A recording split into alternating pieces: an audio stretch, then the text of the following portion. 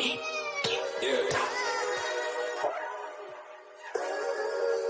We really boxing. Who wanted the baddest? Let's see. Oh, we boxing?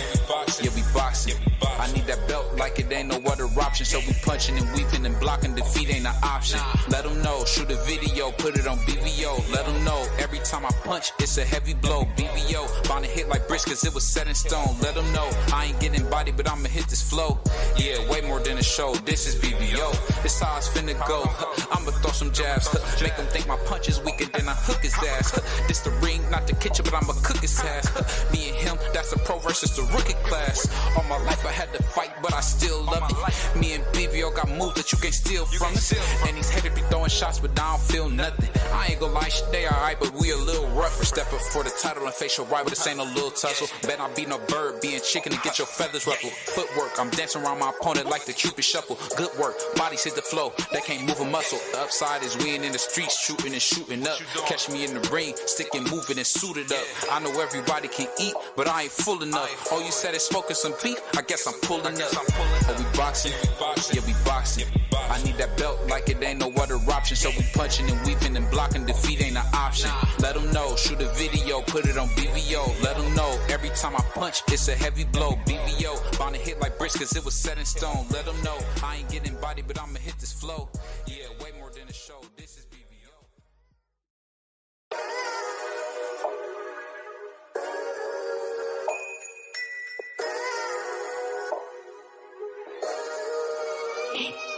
Yeah. We really boxing. Who wanted the baddest?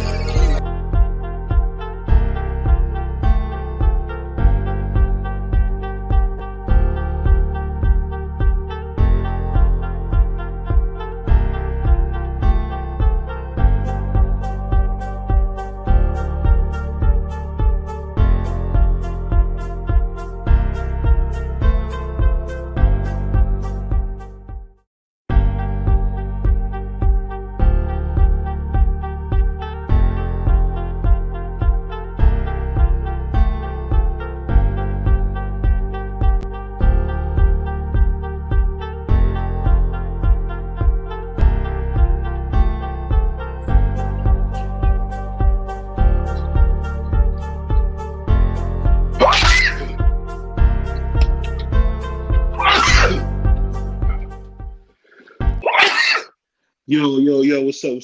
It's your boy VVO Boxing, the king of the YTBC. Of course, we got my man, the Oscar hater. Of course, the Ryan Garcia hater, man. The Puerto Rican prince himself, D Free. And of course, we got my man who hates anything boxing history, my man Prize. What's going on, bro? How you feeling? What's the word? What's good? Oh, it's like you're under the weather, man. Yeah, I'm a little bit sneezing. It's snowing like crazy out here. Yeah, it is out here too, Free. Yeah, my car already covered, man. Yeah, that's the part about living in on the East Coast, man. Yeah. But the cool thing is this, man. Out of all this, we still got the greatest fighter in the world, man, Teofimo Lopez, getting ready to come out. What's that, February 8th, man? So we got a lot to look forward to. How you brothers feel, man? Are you guys excited about this big fight with Teo? Yeah, I'm excited for Teo. I'm excited to see the fight. I don't know why you led with the greatest. What did you call him? I didn't call him nothing. All right. I'm excited to see what he can do against Jermaine Ortiz. Jermaine Ortiz is a really good fighter. To me, he's decent. But Teo should go in there and win the fight. But you never know, man. I think Ortiz might come in there and cause problems in the beginning. But I think Teo going to win. I got Teo. Yeah, we got my man Doug. My man Doug Rice. I had the nerve to bet against future Hall of Famer Teofimo Lopez. Man, how you think that fight gonna go, Free? Hey, man, I'm definitely excited for Jermaine Ortiz, man. This is a big fight for Jermaine Ortiz. He get a chance for them to see him in there with some competition. I mean, Teo ain't the best of competition, but I mean, Jermaine Ortiz got to take what he get. You got to take what he get. Damn, straight like that. He straight Hey, like that. Jermaine you know, Ortiz got to take what they give him, man. I mean, it is what it is. I mean, he'll get tougher competition as the year go on. But right now, we got to give him what we can give him. hey man, we can't. You know, I that's what we mean, can expect from the anybody Puerto catch Rican that? Prince. Go ahead. Oh my God! I'm sorry, I was watching the damn Eagles, man. We looking crazy right now, but Hey, y'all terrible team. Y'all terrible team. I hope y'all lose. salute, Dub. Salute to my brother, Crush the Legend, the homie Marky Dan. Salute to y'all, man. Of course, man. Salute to my man, Hey, Puerto Marky Rican Dan, we on Tommy. we on tomorrow too, Marky Dan. We gonna show up and show out. Pardon me. But let me say this, man. Let me say this though. We got all these great fighters coming up, man. I wonder who's going to be the best out of them. Is it going to be Sigurd Shakur? We got Devin the American Dream. We got Abdul Wahid. We got, of course, we got Teofimo Lopez, man. Who's going to come out of that bunch? And I didn't mean to forget him. We got King Ryan as well. Out of those five, who's going to be the top dog in you guys' opinion? The top dog of what? I said out of those five, who's going to come out with the biggest legacy out of those five guys? I mean, I don't know until they get in there with a big fight, a big time fight. I can't say who will come out with the biggest win. Ain't nobody got a big time fight right now. We don't know who Tank fighting. We don't know what Devin Haney next fight is. Teofimo Lopez is fighting Jermaine Ortiz. I mean, we don't know. I mean, we got to see somebody in there with a major fight. Until we see somebody with a major fight, I don't know who's gonna have the biggest fight of the year. Yeah, that's a tough question. I mean, they gonna have to fight. I mean, somebody gonna have to get it cracking. Tank, everybody looking, all eyes on him. Devin, all eyes on you. You know, so they got to get in there with some guys. You know, you got Subriel Matisse. He's at 140. You got some guys at 140 for Devin. I don't know where. I guess Tank is going to stay at 35, and that's fine. I think he can smoke everybody. I want to see him and Shakur fight, you know, but that ain't going to happen. But I it's going to be tough. That's tough. I want to see Tank in there with Shakur, with Loma, with Frank, with Keyshawn. You got them young guns coming up. You got what's the dude name? God damn, I keep messing up his name. Oh, well, 35. Yeah, 135. The dude from overseas. I think he's on the top rank. No, he's not from overseas. He's from over here, but he's on top rank. He's an upcoming fighter. Nakafila? Okay. Yeah, he's at 130. Yeah. He's at 130. I thought he was at 35. He had 35. He had 35. I thought he was at 30. Yeah, you might be right, BBO. You might be right, BBO. I thought he was at 35. No, he's at 35 because a lot of people said they want to see Shakur fight him. He's at 35. Oh, okay. Now is that the guy? Oscar Valdez talking about it. Is that guy Shakur called out recently? No, I know he called out Shakur. He called out Shakur. Shakur called out a guy a weight class below. Yeah, I understand that. I want to see Arnold Barbosa get in there. He's been pulling up lately, man. So I want to see him too. Yeah, Arnold Barbosa is not a good fighter, man. I'll tell you what though. The thing is, I gotta say that's kind of funny, and it's a little bit off subject, but to see the protection for Terrence Crawford, eye opening, man. The seeing the protection for Terrence Crawford has just been eye opening, man. The fact that nobody will hold his feet to the fire, the man is clearly ducking and running from Teofimo Lopez, and there hasn't been a response. I've never seen anybody call out Bud this much. And I tell you what, I lost a lot of respect for Bud Crawford, man, because he really didn't show, you know, he's really not that guy. Because I mean, Teal's been calling him out relentlessly, and we haven't heard a response. He got to beat Jermaine Ortiz first, and Terrence Crawford will whoop his behind. No, Teofimo Lopez called Terrence Crawford out 2 times. This is the second time. No, it's his 5th time. He made video after video about the man. He keeps talking about it. He keeps saying, "I want to fight." I don't know if you've been watching him on Fight Hype. Go ahead. Is T.O. at 147? Because we know Bud Crawford. It's 7 pounds, free. Stop playing. It's 7 pounds. No, your mic sound like you underwater. But unless that man is at 47, I don't care if T.O. calls out daggone Marvin Hagler right now. The man is not at that division, so he can call out whoever he want to call out. But until you go up there and say, "Hey, I'm at 47 now, Bud, let's get it on," that man is fighting at 140. Bud is not going back down to 140. So I don't care about him calling him out. You talking about, oh, I lost a lot of respect for Bud. Bud has a fight lined up. Jermaine and T.O. has a fight lined up. Like I said, unless T.O. say, look, Bud, I'm at 147 now. Are you gonna fight me or what? He just talking. He just popping his gums. That's all he doing. Because you can call out whoever you want to, but if you're not in that division, I don't care who you call out. That's like T.O. calling out David Benavidez. Unless he's at 68, you can call out David Benavidez all you want to. He ain't at 68. He's not at 68. He's not at 47. Teofimo Lopez, every time he gets a fight, he starts calling out all these guys knowing he got a fight lined up or they got a fight lined up. And, you know, it's just getting crazy with T.O. He needs to worry about Jermaine Ortiz, and we got to see how he react because, you know, if he come in there like Kambosos, he going to get smoked again. But so I don't want to hear I don't want to hear it. I don't count that. How you going to get up on this panel and you going to say that you lost respect for Terrence Crawford because he's ducking a 140-pounder? Make it make sense. Make it make sense on the fact that the man won't stop saying his name. The man done been overly made it possible. Hey, after this fight, I'm ready to go to 147. I'm too big. Let me finish. I'm ready to go to 147. I'm having a hard time. I think I want to be great. I want to be like Muhammad Ali. I want to be like Roberto Duran. And you know what's so funny? I think T.O. said something that was powerful, man. It really hit me, man. He said, since when is wanting to be great crazy? And at the end of the day, man, I got to agree with that kid, T.O. The man said, since when is it a problem that I want to be great? I want to be like Muhammad. I want to be like Sugar Shane Mosley. I want to be like all the great fighters yesterday. He just said that. Salute to my man, Radio Raheem. He just went on like a 20, 30-minute tangent on how he wants to be great. He'll do anything to be great. He said he built, in his gym, there's a picture of the great Muhammad Ali on a wall.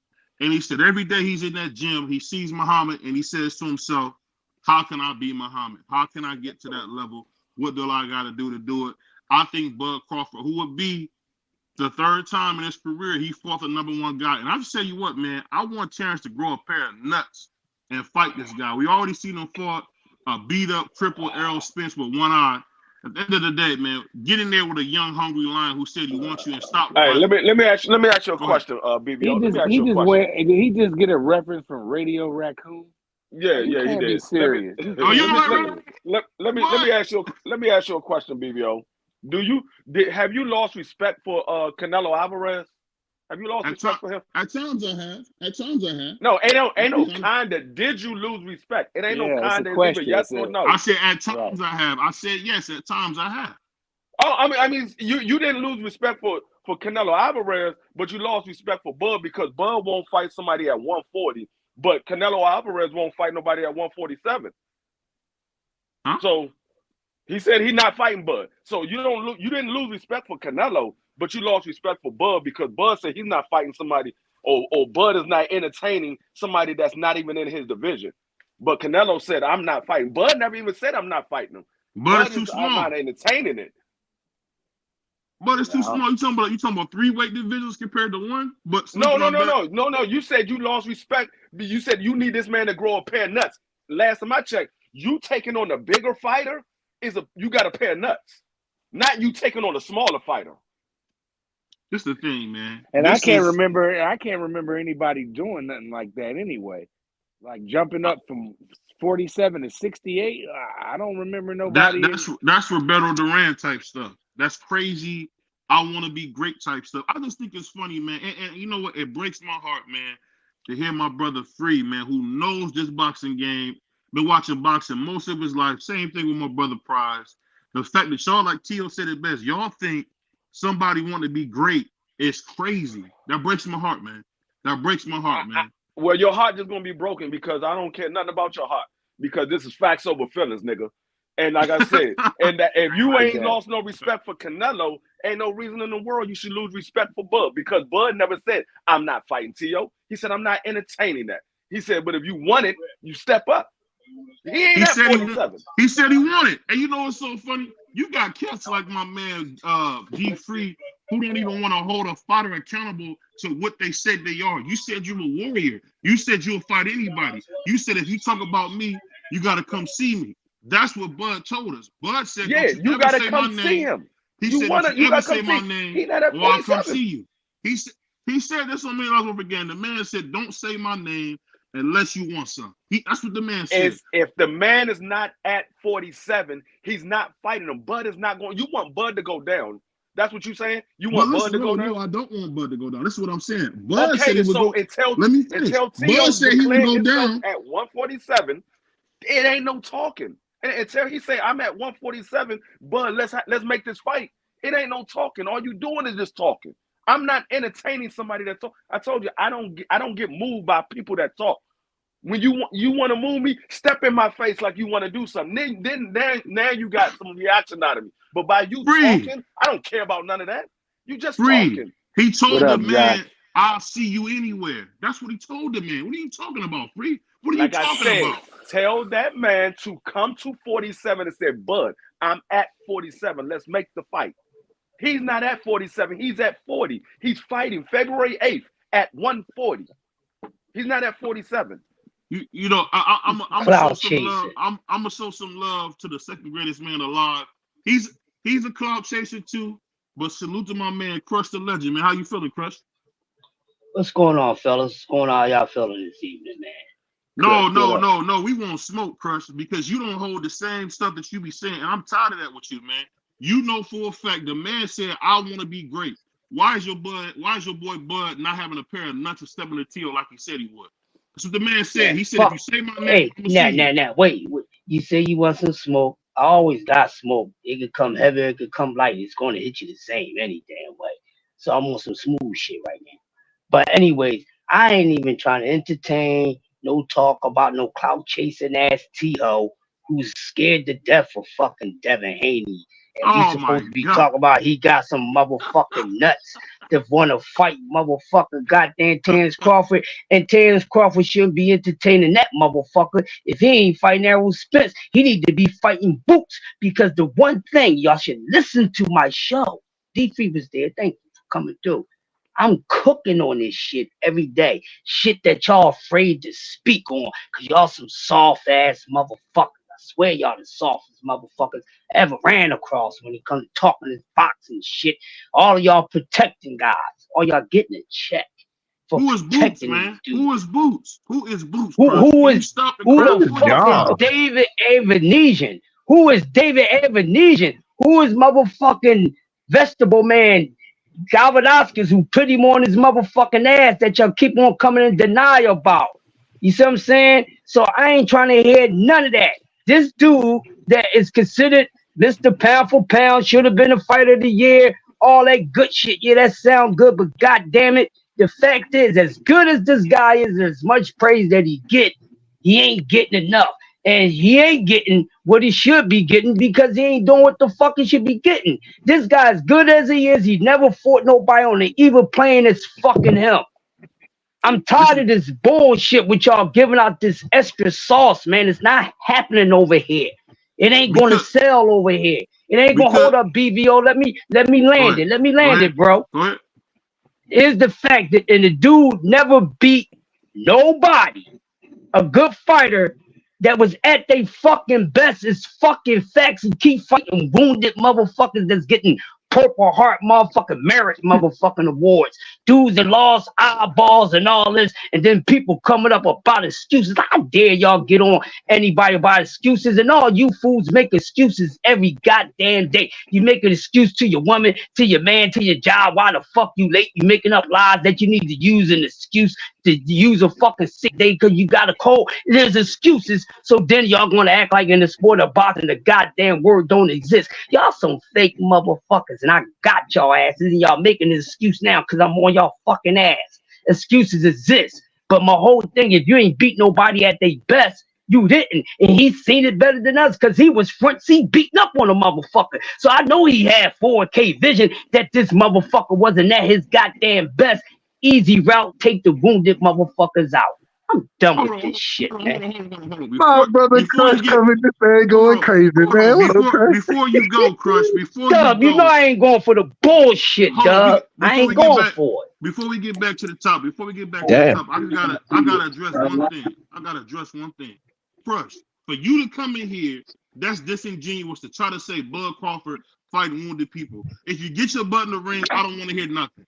At the end of the day, this is the case. The man Bud Crawford has done a lot. He's a great fighter, but the man Teofimo Lopez said he wants smoke. And the fact is, your guy don't want to give it to him. He's a coward. At the end of the day, like Tio said it best to Raider Raheem, since when is greatness want to be great a bad thing?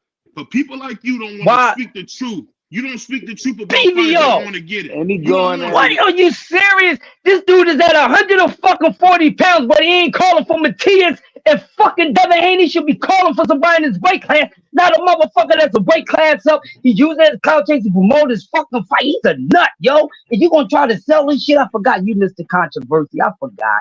I ain't gonna let you blow my eye like that with that bullshit, my guy. You know what's funny? He at 140. He should be worried about motherfuckers at 140. Been running for Devin Haney since he at 135. Get the fuck out of here. We didn't have this conversation, Crush. But You already the thing about you it don't is want to do this. knows that. But hold on, Crush. I want to do it all. I don't have no problem if a guy wants to go up and challenge himself. We see. Go ahead, Marky. If he wants to go up there and get beat to death, let him go up there. If he wants to be Mikey Garcia, let him do that. If he wants to challenge himself, beat the fuck or up. if it's money on the line, let him do it. I don't believe in saving nobody. Right. He will get annihilated. Of course, Crush does, though. Yo, he will get annihilated. I don't want to see that shit. You don't want to see because it ain't an even match. Yes, that ain't fucking greatness, bro. T.O. going up there to get beat the fuck up ain't greatness. That's not achieving greatness when you're going up there to simply get your ass whipped. That ain't achieving greatness, motherfucker. That's having too much fucking heart and not enough brain. That's what that is, bro. You can't twist logic. Hey, at the end of the day, beginning of the day, middle of the day, ain't trying to hear that shit, Oscar De La Hoya fought motherfucking Sweet Pea. Shit. And so on. Pacquiao fought De La Hoya, so on and so forth. God damn it. Shane Mosley moved up to fight Oscar. Duran moved up to fight Sugar. If T.O. wants to add his name to that elite list, let him. Like I don't get why it's so much consternation or really just criticism coming. I mean, I kind of get it because he has a fight right now, but if he wants to go for it afterwards, I mean, shit, we should be pushing him in that direction. That's when you talk about it. When you don't have a fight lined up, I don't want to hear nothing about no talking. You got a fight lined up, right? That'd be my thing. That's my point, man. Salute. Bud can't fight nobody until after he fights Spence. So until that fight happens, Bud can't fight anybody. So Bud said that fight is over with. So he's freed up. Bud said that fight is over with. What about that? No, I don't care what Bud said. He's contractually obligated. Until he fights Earl, he cannot fight nobody. All he can do. He has three options. He has three options. He can either fight Earl, he can retire, or he can pay Earl out of that contract. Those are the three options. Those are the only three options that he has. That's it. I would pay Earl. I would pay Earl off that contract because we already know Cyclops is done. But get in here, Dub. I want to hear your opinion on this. We in here talking about, because of course Crush, as always, is defending fighters, man. Talking about he don't want to see Teofimo Lopez go and dare to be great and fight Terrence Crawford. What you think about that, Dub? Well, first thing first, man. Shout out to BBO, my brother D Free, Prize in the building, man. Yeah. Marky Dan and the greatest man alive, man. OG Crush, man. Salute to y'all, man. It's beautiful to hear y'all. And happy Martin Luther King's Day, MLK. Shout out to the great. My bad. You right, it is about the King's Day. My bad. And so that's how we're gonna start it. But hey, man, at this current moment in time, I mean, what are we really arguing? What's the real argument right now? Because T.O., we understand he got to fight Jermaine Ortiz next. Bud is contractually, like D Free brought up, contractually obligated to fight EJ. So until those fights take place, I mean, it's a bunch of it's just good boxing talk. That's it. That's all it is. It's talk. And so until they clear up those paths up, when T.O. move up, and this is the thing that I would be saying, if T.O. really want to fight, at this current moment in time, I believe he is the WBO champion. He can ask for the WBO to mandate him to when he moves up to 47 to be Bud's mandatory. Will they give it to it? We don't know, but he can't ask for that. And so if he really want to fight, then I think he knows the route. But it's some guys that he need to be worried about down at 140, in my opinion. I think that I told you what I think about Jermaine Ortiz, so I'm picking him to beat T.O. in this upcoming fight. And then hey, if some way he wins that fight, and I wouldn't have a problem with it one way or another. If he does, though, then I would be looking for him to either fight another champion in the division. And so that's what I would say about that. And same thing with Bud. Ain't no way T.O. should be able to jump boots for the Bud fight. And I had no problem with T.O. saying that he want to be great. None of that. But I think there's greatness to be a team. Yes, you do. Yes, you do. You can't tell me what I'm thinking when I'm breaking it down right now. You can't tell me what I'm thinking. And so, like I was about to say, this the doghouse. This the doghouse, Doug. We're not gonna let no bullcrap come. It's the doghouse, man. You can't say tell me what I be on. Tell me what I be Hey, Dub, get his ass, Dub. Fuck What that has Boots bullshit. ever done? What has Boots ever done, bro? He's done nothing. You talking about a two-time lineal champion? Don't deserve to go over a dude who ain't fought nobody but Sergey Lipinets? Get out of here, man. We're not playing no games in the doghouse, bro. You know that's BS, man. I want to hear truth, man. You say you want to see the best. You say you want to see the best, but you got a guy right now in T.O. acting like Floyd Mayweather saying, "Hey, I want to fight you," and this dude is a coward. You won't call it out. Why won't you call it out, man? That's a really good point, BBO. That I feel like that Boots is better than T.O. But as far as jumping T.O., if T.O. had moved up, you might got a little point right there. He doesn't have a point. Hold on, wait a minute. Go ahead, Doug. How can you have a point? Hold on, BBO. Stop it, brother. Stop it. You're out here, you're capping now. You're lying and capping. And how do you have a better opportunity when versus an individual who's a champion in the same division? I didn't say that. I didn't say a champion in the division. So if you a champion in the division, how the hell somebody gonna? No, stop it, man. They emailed him a belt. Already been undisputed. He don't need that belt. He don't need that belt. They stripped him of that belt. Wait a minute. See, and now y'all moving that belt in the ring. You moving the conversation, Marky. The conversation wasn't about undisputed or if Bud need the belt. Yeah, I'm saying that he should fight the champion in his division. And y'all are telling me that instead of fighting the champion, he should fight the mandatory if the WBO even makes T.O. the mandatory. What are we like? Y'all done went so far with these hypotheticals. Y'all done went so far with these hypotheticals. This shit done got out of control. I don't mind if T.O. Fimo. Either fight could work for me. I don't mind if T.O. Fimo moved up to 140 and got to fight with Terrence Crawford before Boots. Because there's other things that Boots can do in welterweight until Terrence Crawford decides what he's going to do. Because like you said, he's contracted with Earl. So is PBC going to shelf him? Can he move around? Like, what can he do? You know what I mean? Nobody knows what Terrence Crawford can do. So we just had to sit back and see. But I do agree, like, he does kind of got a point a little bit if you think about it, what he said. You break it down. I just think I want to ask a question. You out of order. BBO. Out of order. Go ahead. BBO, I want to ask you a question. All right. And go ahead. I can wait to ask him if y'all got something to say. Cause I want to go back and ask you something, but there ain't no damn rush. I want to go. It's the doghouse. Be ready, Crush. It's the doghouse today. I'm ready today. All right. Here you go, little puppy. Here you go. The question is this. Now, you just said T.O. daring to be great. If he goes up to 147 and he fights Bud, what would be achieving to be great for Bud? Fighting fucking T.O. who's coming up for 140, or fighting a highly avoided fucking Boots Ennis who wants all the fucking smoke. Well, you know what? Well, I'll say this. Shout out to Germantown. Shout out to everybody in Philly, man. But I'm gonna tell you this. Because you're so close to, hold on, somebody got some feedback. Hold on one second. So because you're so close to the situation, you don't see it. And it's the same thing I'm telling Doug. Who has Boots fought? Who is this guy? We don't even know who he is.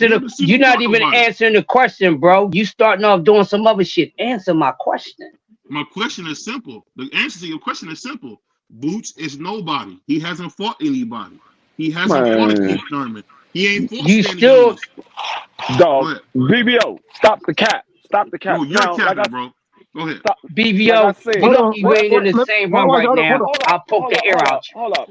Let me ask you one question. Let me just ask this one question. I just want to ask one question. Do mandatory Trump unification? Yes or no? No. Here it is. No. And that gives you your answer when we having this conversation. The unification Trumps are mandatory. And this is still being hypothetical.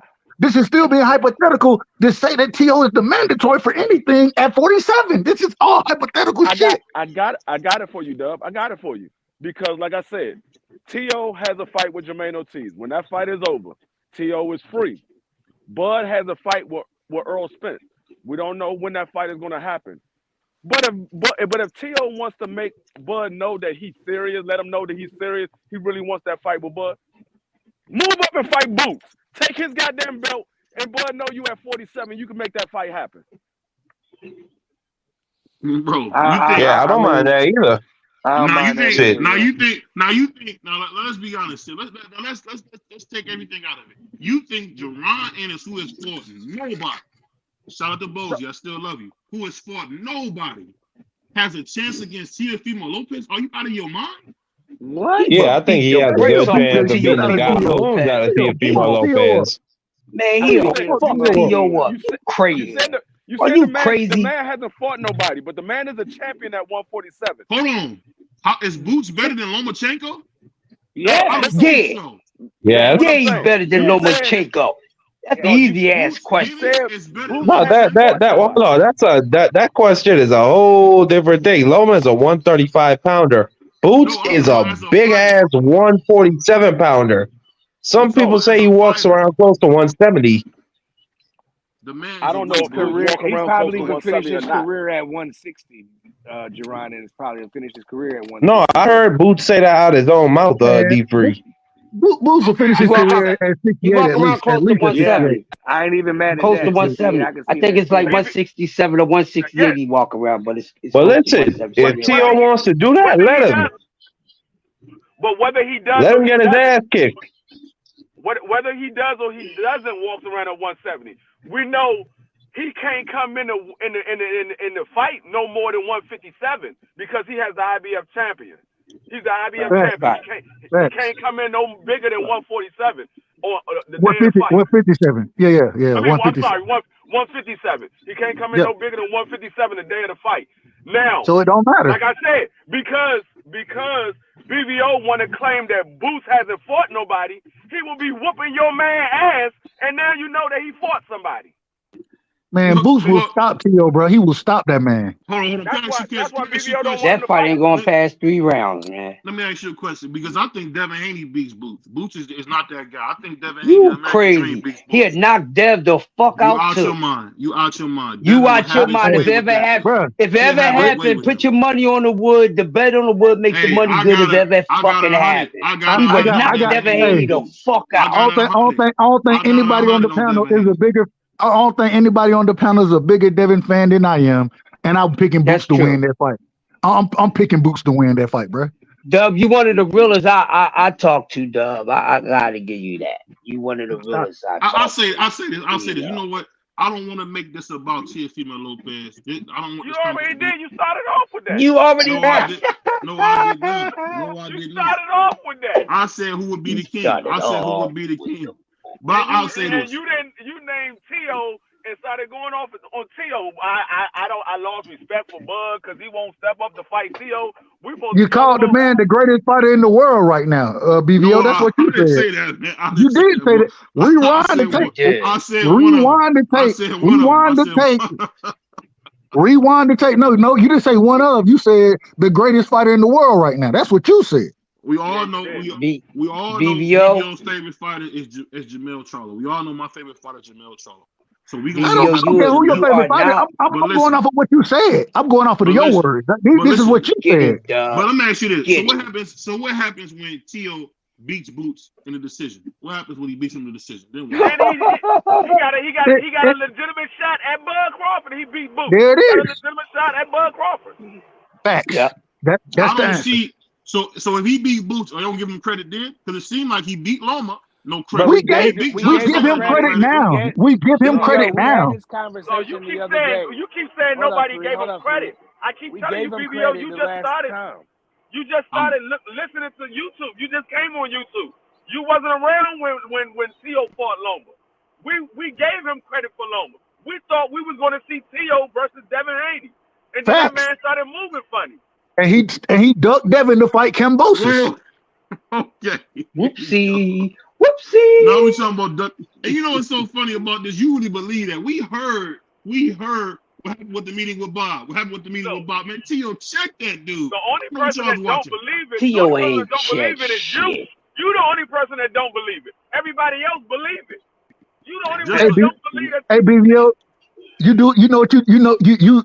you gonna gain a huge fan base because you like to play the villain, and I understand. I ain't mad at it. Nah, but It's entertaining. But this is behind the scenes. When me and him talk, he be saying the same shit though. He not switching up, bro. He not saying, "Yo, I'm gonna do this." I'm not saying. He I'm really not. believes in No. Teofimo He- Lopez, bro. He really truly believes. I'm okay with that. I'm okay with that, Prize. All I'm saying is that a lot of the things that BBO say, in my opinion, is the cause controversy and to fuel the fire for the conversation, which I think is a good thing. So I'm not mad at it. I'm giving him credit. I'm giving him credit. I can't see him being fake like that on the phone behind the No, conversation. I'm not saying he's I'm not saying he's faking. I'm not saying he's faking. It's me he talking to. So he don't gotta. He can say it's like, yo, I'm gonna do this and do that. He don't do none of that shit, dog. He really believes Teofimo Lopez. I'm not saying he's faking though, Pride. I ain't saying he's faking. No, not like. Don't take it like that. Don't take it like that. Dog. This is the thing. I think BBO believes He's a lot of what he says. serious. He dead I serious think about Teofimo. If he troll in other ways, fine. But when it comes to Teofimo Lopez, he's dead ass serious. He think he can whoop them all. But the problem is you can't sit here and tell me that we haven't gave Tio credit when we gave him credit for the Lomachenko fight. Now When we gave him credit agree. for the Josh Taylor fight. I disagree with BBO on that. He knows I disagree with him on that. I gave him credit with the Lomachenko. I gave him the Josh Taylor. And I gave him the Comey fight, that big stoppage in the first round. I gave him credit for all that shit, dog. So I don't know what he says we don't get no credit for. I don't know why BBO does that, but so I'll say this just to respond, and I got a response from my man D3 because D3 of course is always throwing them little shots in because at the end of the day D3 I'm playing this. When I was growing up watching boxing, there was a guy named Floyd Joy Mayweather Jr. who would fought anybody. If you said his name, he was fighting him. Then they had Oscar De La Hoya. So when I see the mix of Oscar and Floyd Mayweather in one body, man, calling out everybody, guys scared of him, guys don't want to fight him. He checks Devin Haney, but everybody all of a sudden forget that he asked Bill Haney, what happened to the meeting with Bob? Nobody want to talk about that. He even knew that he had a boss. He said, what happened to the meeting with Bob? We didn't hear nothing. Then we hear with the Chris Maddox interview, you hear the Chris Maddox say, am I okay? You hear Devin Haney say, Tio's not going to do nothing because he got all that security with him. He had the whole Fruit of Islam with him. That's why he talked that way. At the end of the day, go ahead. No, I was gonna say, did you forget about the second part of that when he said, "What about the meeting with Bob?" When Bill Haney said, "We had the meeting with Bob. It wasn't about you. It wasn't so that about proves him." he's scared of it. He's scared of him. What are you talking about? He said, "What happened with the meeting with Bob? We had the meeting with Bob. It wasn't about you, Bro. Bob wasn't talking about Tio. He was talking about Loma." But this is how we know it's all cap. This is how we know. Because even when he went to fight Kambosos, Bob did not support that fight. And that's hence the reason they tried to rob the bank and go the Triller route. That fell through. And then he ended up getting his ass whooped by Kambosos. So, I mean, whatever you want to say. And Bob still got paid some of that purse. What did he get, like $600,000 out of Tio's purse? Yeah, he got Hey, Bob 600,000. gonna get his. Bob gonna get his. Bob gonna get his, Bob man. Father got his check. So He T.O. gonna thought get he his. tried to run off and rob the bank, and it didn't happen. And he got Hey, whooped. look, Cherry picked Bob going wrong. gonna get his 35%. He the only one getting 35% as a promoter, but hey, Bob gonna get his 35. So it is Every what it is. dollar. Father savage. Bob But Father will make it a champ in 2 fights. You know what I mean? So he gonna get his off the top. but Marky Dan, I'm gonna ask you, you a boxer story. I'm gonna ask you this: is it because Teal's a black fighter that he's not getting the praise that he should get? What do There you we think? go. This has been a long line of, whether it's Floyd And Mayweather. this is when I say BVO like the flank, and I'm gonna let you rock, Marky. This is why I say BVO like to feed the flames by saying that Teal's a There black is no fighter. This man ain't no black Hey, fighter. Teal said that he shit. was. Hey, Teal now said he I don't care Dub. what. was. Hey, Dub. Well, Hold on. and somebody transgender, they can Hey, tell Dub, me that they're a woman or a man or whatever, but biologically it ain't true. Same thing with Tio. Biologically, Hold on. this man isn't black. Hold on. Stop He saying said he's that. Puerto Rican. He tell us he's black Hold every on, day. Marky, real quick. I agree with Because you. That I stuff gotta right call there. That's BBO. that shit right there. That's that I shit gotta right call there, BBO Dub. out on this. I don't agree with when BBO do that. No, Go ahead. hold up. BBO, you lying. You lying. T.O. did not say that because I watched the video that you put up of T.O. talking about he want to be great and all this stuff about the Muhammad Ali. He want to be great like Muhammad Ali. He said, I may not be black, but I got something in me, is what he said. He did not say he was black. He said he's what? He said, I may not be black, but I got something in me. Facts. And then he Did not said, say he was black. I'm pretty much a black You keep fighter. saying he said he was black. He did not say that. He said he said, actually pretty much I'm a acknowledged that black he fighter. wasn't black. Okay, that's a mute point. I'll take the black part off. But I'm just saying, when you see what's happening in the Chills, the same stuff that he's looking like Floyd. He's looking like Floyd. The only difference is his Arturo Gotti is shit Devin like Haney. Floyd. Devin So Haney is his Arturo Gotti. That's what it is. Devin Haney is his Arturo Gotti. No. This is the problem. The problem is he lost to Cambosis, and Floyd ain't never lose, especially to a subpar fighter like Cambosis. Floyd lost to Castillo, man. Stop lying. Floyd lost to No, he Castillo. did. Stop lying. No, he didn't. No, he didn't. Oh my he God. did not. Oh my God, bro. Like, I can't do this shit with the BBO anymore, bro. Castillo's a way better fighter, and he did not. I watched He that ain't beat fight a that bunch of fucking times. first fight. Get the fuck out of here. And then And he Floyd came definitely back and didn't beat smoked the him in second the fight. He And smoked then him. rematched him definitely because of didn't beat- individuals like BBO. And beat him even worse. He got a disgruntled victory by Mayweather. He always ran it back and smoked him in the second fight. Not Super Judah, so stop playing. Why Tio didn't run it back with Cambosis?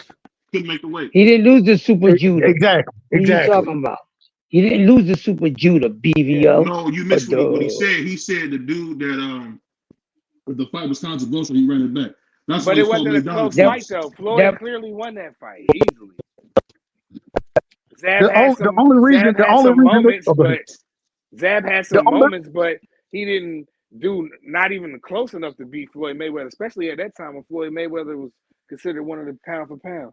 And the only reason you could possibly tell me that Floyd should have lost the fight is because Roger jumped in the ring. That's the only thing you can tell me. That's the only thing. Yeah. But in a situation like that, in a big fight like that, they usually don't DQ it. Now, if it was on a smaller circuit, then yeah, it probably would have been a DQ. But you remember when the cops and all that and jumped in the ring with Tyson before, they ain't stopped the fight then. That was crazy.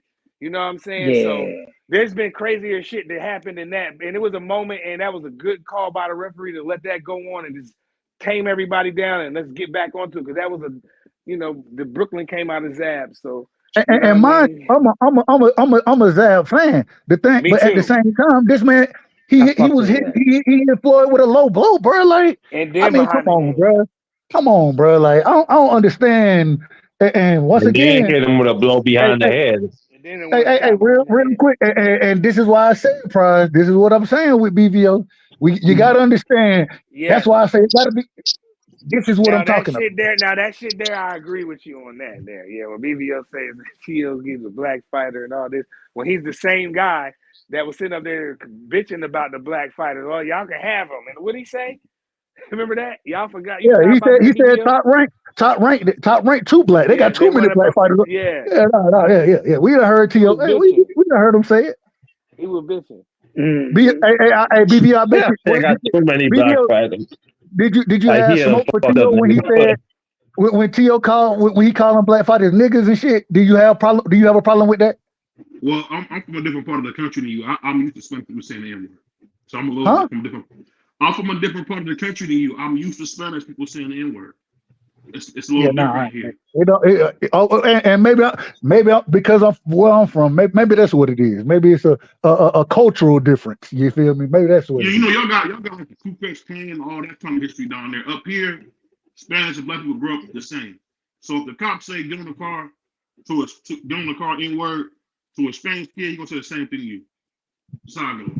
Yeah, it don't work like that down here. So, but I'm gonna say this. What do you guys think about Devin Haney doing everything he can to make Abdul Wahid fight, and we haven't heard a peep out of Abdul? What you guys think about that? Is he scared of Haney, or what is that?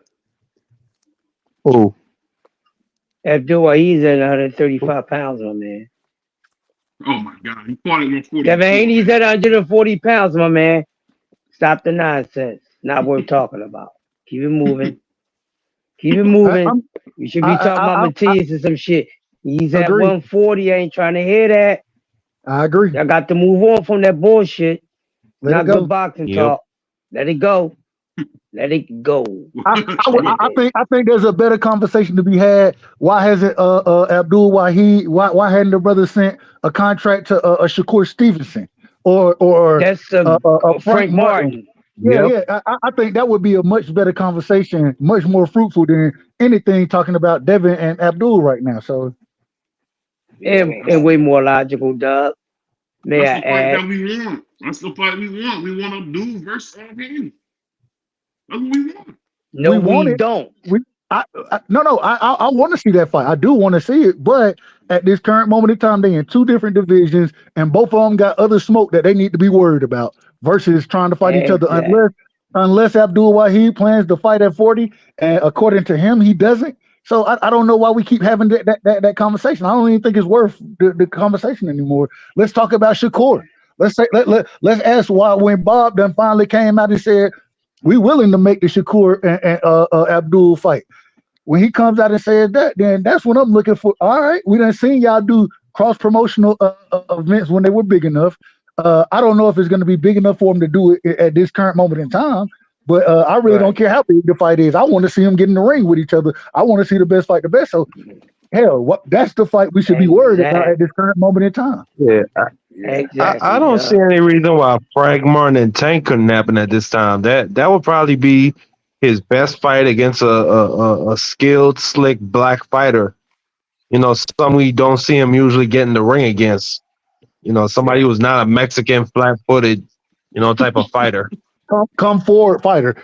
Somebody who ain't just gonna walk right into your shots. I agree. Exactly. Somebody who got feet. Agree. So y'all accusing Tank of only fighting one style of fighter? Are we serious here? Say it again. Yes. Hold on. What you say? Or at least I am. He says, "Are we accusing Tank of only fighting one style of fighter?" Yes. I am. Yeah. Who else? You name somebody who doesn't fit that criteria?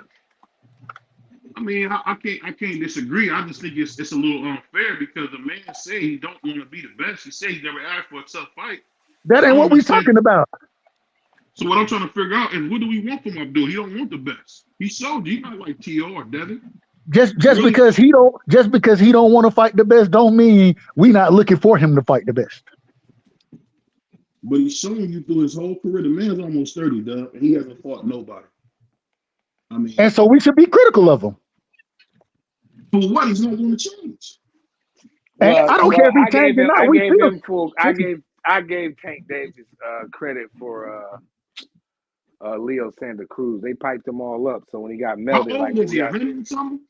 137 years old. I'm just saying. I gave him credit for it. That's all I'm saying. And then this is the other thing. Yeah, BBO, you can't have it both ways, bro. You can't have it both ways. So what way am I having it? Go ahead. I'm about to show you right here. You can't sit here and say, well, is he gonna fight the best, this and that, and then Pride say, well, I gave him credit for this fight, and then what you say? You discredit the fighter. Stop discrediting fighters, bro. Like it's crazy to me how we say we want to see the best, but then when they fight somebody who's of that ilk, which I think Leo Santa Cruz was, I give Tank credit for that fight, same way Pride just said. But when he up that ilk, all of a sudden, oh, he's too old. When was Lomachenko too old when T.O. beat him? No, he wasn't. No, he wasn't as old as Devin Haney when Devin Haney fought him. I didn't even stop. See, here we go again. Here we go. I mean, my God, man, my God. Bro, your biasness is just so ridiculous. Hold on. So, but you heard what he said, right? He said he wasn't as old when Devin Haney fought him. But if T.O. fight Bud and he beat Bud, T.O. is fighting somebody who was older than Lomachenko. But you want him to get credit for that. You can't make this stuff up, and that's why I keep saying, bro, you put your foot in your mouth with a lot of the comparisons that you put out there, bro. You go get a sack on third down. Yeah, just like that. Facts. And real quick, I want to say this. I gotta say this. Fuck the Cowboys. I love them. Fuck them. A national embarrassment. Fuck the boys. A national embarrassment. Dak Prescott, he is not the dude that I've been trying to make him. I'm wrong. I'm biased. I'm biased as hell when it comes to the Cowboys, and clearly my biasness ruin anything that come to the sport of football when it comes to the Cowboys. Any other team I can be objective about. I'm never objective about the Cowboys, and I want to put that on. I ain't gonna lie to you, D-Free. I ain't gonna lie, and it's a damn shame what they put on the goddamn field. Dan Quinn should be embarrassed. Mike McCarthy, Dak, the entire line, C.D. Lamb, Michael Parsons. All these motherfuckers should be embarrassed. Talk about the DB.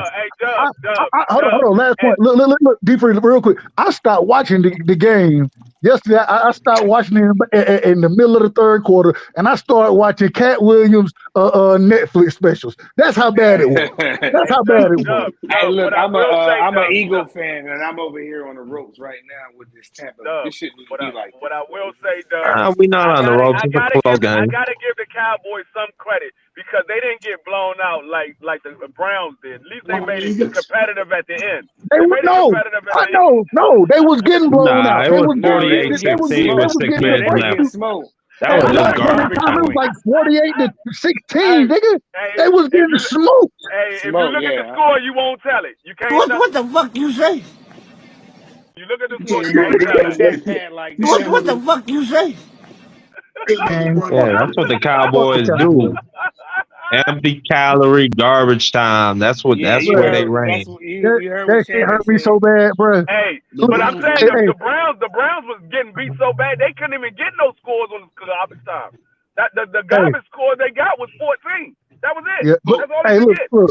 What I'd say is this, Murder. It's us Ohio boys. You know how we get. You know how us Ohio niggas get out, nigga. Ohio nigga, double O. What's up, yo? Yeah. Columbus, Akron, Cleveland, Springfield, Dayton, Youngstown. What's up, y'all? Cincinnati too. I forget about you. You know I love y'all niggas. What I'd say. It was so bad. Ohio didn't make the college football playoffs. They don't have a single team from Ohio currently in the NFL playoffs. So I don't know what Ohio is repping right now, BBO. It was so bad. My son came in there, and he was like, Dad. And my son, he 8 years old, came in. He said, Daddy, we gonna lose this game. It ain't we ain't got no chance. And I said, you know what? Get the hell out of my room. I don't want to talk to you right now. That's how bad it got. Well, I'll say this. I mean, you were right. You were right. No, you were right to tell them that. We gotta say this, Marky. The Browns were injured. We were injured the whole year. We lost our quarterback, our running back. I mean, we lost our we can barely hear you. We were hurt, man. The fact that we made it to the playoffs, man. At the end of the day, man. Come closer to your mic, BBO. Come closer to your mic. I don't know what it is. It seems like you're far away. Can you hear me now? You a little better. Yeah. Oh, okay, my bad. It sounded like you were underwater. Oh, okay, my bad. What I'm saying is this, man. The Browns were hurt all year, man. We didn't have the best running back in the league, Nick Chubb. We didn't have one of the best left tackles in the league, Taylor. I mean, it's I mean, Will's my mistake. Will's Jr. At the end of the day, man, he just was hurt, man. But you know what? I want to send a big shout out to the Washington Redskins for missing the playoffs again. Congratulations. Wait a minute. They not it's not the Redskins, it's the Commanders. Remember that. Remember the Commanders. My mistake. They might cancel you for saying Redskins these days. BVO, it sounds like a whole bunch of excuses for you coming from you, dog. That's what it sounds like. It sounds like a whole bunch of excuses. We watched the game, man. We watched the game free. You know, it was close until it wasn't. I didn't hear none of those excuses before the game started. You said we going to the Super Bowl. D-Free, how excited about the Browns going to the Super Bowl? I said, man, they ain't going nowhere. So I don't want to hear the excuses now. Hey, man, we had to get cataract surgery, man. We had to get cataract surgery, man. So it is what it is, man. I told you I was going to have an early birthday present by your Browns, by the Dallas Cowboys, and the Eagles. I got the Eagles. I mean, the Browns and the Cowboys are sitting beside me. Eagles will be sitting beside me tomorrow. So y'all all good? We good. Nah, it ain't over yet. No. Yeah. But it's all good. Baker Mayfield all over the place right now. We good. We all good. I don't even know what football is no more. I don't have a clue what football is. I bet you don't. After an ass something like that, I don't blame you, bro. I gotta say this though. Shout out to Nick Saban, one of the greatest head coaches of all time. I'm so happy that the man retired. Maybe now we don't gotta face Nick. We gonna fuck Alabama up. We gonna fuck them up now. Yeah, we ain't gotta worry about Nick no more. So I'm good. I'm good with all of it. Y'all was going because y'all attracted Alabama attracted a behemoth. They attracted Washington's head coach. Yeah, he's gonna be bringing all his players with him. Yeah, he can bring all them Washington niggas with him, man. They gonna get their ass drugged. Have you seen the transfer portal? Have you seen who been leaving Alabama? 4- and 5-star recruits. That's it. And I'm all for it. I'm all for it. It might take a couple years. That's okay, Doug. That's okay. But guess what? Hey, Kirby is a much better coach than that man. Kirby is a much better coach than that man is. That's facts. Hey, Doug, since you're a Cowboys fan, Coach Prime to Dallas. That's y'all best move. Man, give me Coach Prime or Bill Belichick. Those are the only two dudes I take right now. Those only two. That coaching staff got to go. That coaching staff. I do gotta say one thing for sure, man. Get rid of that quarterback. He got a Tecmo Bowl playbook, dog. Hey, I do gotta say this though, man. Shout out to Dr. King, man. This dude was the greatest American to ever live, bro. We talk about a lot of people, whether it's Marcus Garvey, whether it's Malcolm X, but Dr. King actually got laws changed to improve our lives, man. I've got to send a big shout out to him, man. Dr. King is the greatest American to ever live, man. And he don't get enough credit for what he did. They play him as a dreamer, but before the man passed away, man, he was trying to mobilize his people. He had a fight against poverty. Actually had a jobs march. At the end of the day, the brother is not who they try to paint him as. And, you know, shout out to Dr. King, man. I just love that brother, man. And thank you for everything he did. I just had to say that. Y'all go ahead, my bad. Agreed. I don't think he's the greatest American ever, but a hell of an individual and an icon. Somebody that we all should strive to be somewhat like. Not all. I don't think we should be exactly like him, but we should strive to be somewhat like him as far as the stance that he took for his people and the way he affected change with black people. So I have no problem with you saying that at all, BBO. I agree 100%. Who would you say is a better American than Dr. King? Who would you say? I think it's too many, and so it'll be. I mean, it's very subjective. So, yeah. I won't say there's one greatest American, but I mean George Washington Carver.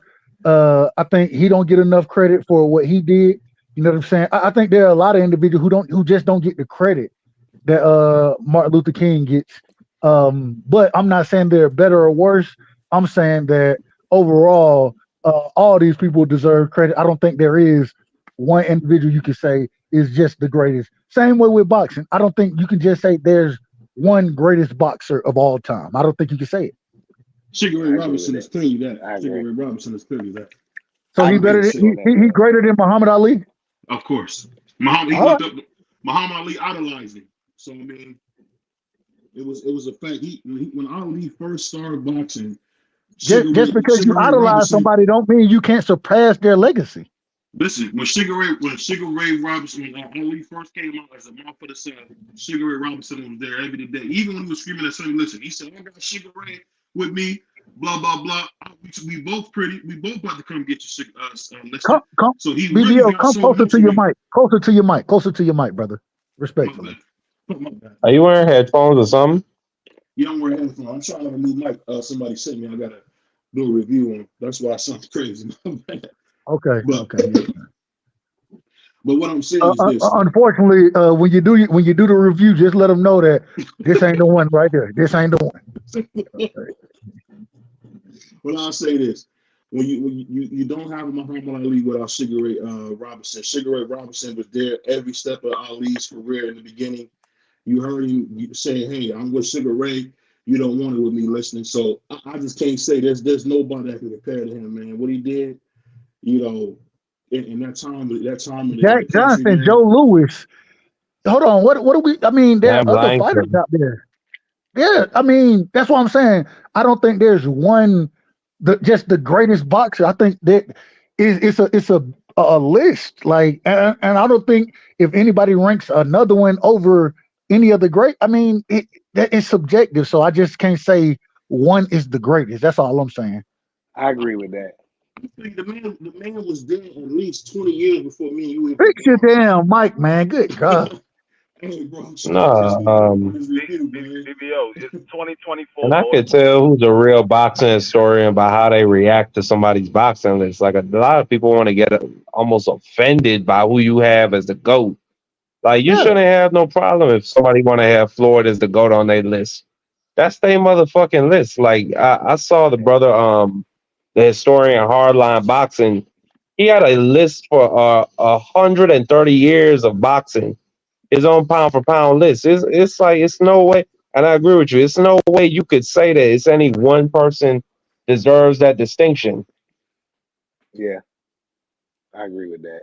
I don't think you can just say, well, this one's big. I think you got GOATs of different eras. When you go back to this era, or who was the GOAT in these times, you'll say Muhammad Ali. Well, who was the GOAT in these times? Sugar Ray Robinson. Who was the GOAT in these times? Floyd Mayweather. So I I think it's think the like GOAT of that. all times is Sam Langford. I mean that's a motherfucker that he was at some fights he was 160 pounds fighting big 200 pounds 6'5" guys and just absolutely beating their asses, and it's on video. But that's my GOAT, and he was robbed of his opportunities many times. But anyway, I mean, Sam is probably the greatest heavyweight there ever was, man. But I'm telling you, man, you think about the star appeal, everything Sugar Ray Robinson was, man. He was that guy, man. He was that guy. But I'll say this, man. yeah, he was. I want everybody around the panel to tell me who is their favorite fighter of all time. I want to hear everybody's favorite fighter of all time. I'm gonna start with my man Dub. Go ahead, bro. You said my greatest of all time? Yes. Favorite. I don't have a favorite greatest of all times. I mean, it's a list of them. I don't have just one, because I can look at the heavyweights and I would say Muhammad Ali, but then I look at like the smaller weights and I might say Sugar Ray Leonard, and then after Sugar Ray Leonard I might say Roy Jones, Floyd Mayweather. It's a lot of guys. That's a tough question. I like Floyd. No, but just your favorite fighter. My you know favorite what I'm saying? Just your favorite fighter. If I had a pick, it would be between Sugar Ray Leonard and Roy Jones. Those are my two favorite fighters. Muhammad Ali was never my favorite. I like Muhammad Ali. He was not my favorite. I wasn't into heavyweights at that time. My favorite fighter is then you have Floyd somebody like because, myself. Go ahead. my favorite fighter is Floyd because he kind of trend set and changed the game. He gave you the behind the scene access and let you, you know, kind of grow with his career. And I haven't followed I followed a bunch of careers, but see, that's tough for me. See, Floyd, we had more access to Floyd than Roy. Roy was around, but we didn't have the access to a lot of these guys back in them times. So for me, it's Floyd, but I feel what you're saying. Like, I like Sweet Pea, you know, that's my dude. Tony, you know what I mean? Roy, B-Hop. I can go on and on about who my favorite fighter is. I can't really say who's one, but I'll just have to be safe and go with Floyd, I guess, because I got to see him more behind the scene than anybody else. Man, but he didn't fight Triple G though, man. That's a big deal. He didn't fight Triple G. He didn't fight Winky Wright. Okay, BBO, and Triple please stop G didn't fight Andre bro. Ward. He didn't. I said he didn't fight Triple G. What's wrong with me saying he didn't fight Triple G? And Triple G didn't fight Andre Ward. He didn't fight Andre. What was wrong with that? He would move down. He would move down to 54 to fight Floyd, but won't move up to 68 to fight Andre. So get out of here. But Will for Canelo. Right. But he'll come to 160 and fight Canelo. See, that Triple G is one of the biggest frauds of all time. It's not the biggest fraud. Well, the whole reason you got Andre Ward at 168 is because all the Triple G's fans said, leave Triple G alone. Go to 168. I mean, I won't never deny Triple play G. On 31. The Triple G really is one of them guys, man, who kind of got a little bit overrated. And that's true, but I'm just saying, when we talk about Floyd, we got to say, why did we get the Triple G fight? Why did we get the Paul Williams fight? Why did we get the Winky Wright fight? Because why did Floyd at 37 years old Triple G a fight? He didn't owe him shit. Right. Going back to BBO original question, favorite fighters. So I'm very biased as far as my favorite fighter go. Why? Because Mike Tyson will always be my favorite fighter. Me and him, we got the same birthday, June 30th. And then if it wasn't for Tyson, I really probably wouldn't have known too much about boxing because when I was coming up, you know what I'm saying? A Tyson fight party was like the damn Super Bowl. Everything, you know what I'm saying? So, and that's what really got me into boxing. And so Mike Tyson will always be my favorite fighter. Do I think he's the greatest of all time? No, I don't. But at the same time, he will always be my favorite because of how he integrated me into the sport, and we got the same birthday. So it's a biasness there for me. Yeah, that's Mike's cool. Mike is one man. of the first guys I've seen too, Dub. And like you said, my pop used to have a chip box down North Carolina when I was little, and he would I could remember, and my little ass could stay up because I wasn't gonna miss Mike because that shit was like wrestling to me. You know what I mean? Yeah, yeah. Mike go out here and smash somebody. I wanted to be like Hulk Hogan and the Ultimate Warrior and them niggas. Yeah, when Mike was smashing on dudes, I love boxing ever since then. I probably was about 4 years old, maybe. Man, I've been following ever since. But and that was the other thing, you got to stay up. I remember there was times I had to go to bed and shit when it was a fight. When it was Mike a Tyson, was over there. If I could hang, nobody would say nothing to me. If I fell asleep, that's what it was. But I would stay up most of the time. And then my grandpa was recorded on the VCR too, so I was able. If I did fall asleep, I would be up 6 o'clock in the morning on it. That's one of the reasons why Roy Jones is my favorite fighter too, because we got the same birthday. His birthday's January 16th, just like mine. So, okay, that's what's up. Hold on, you said January what? 16th. Tomorrow?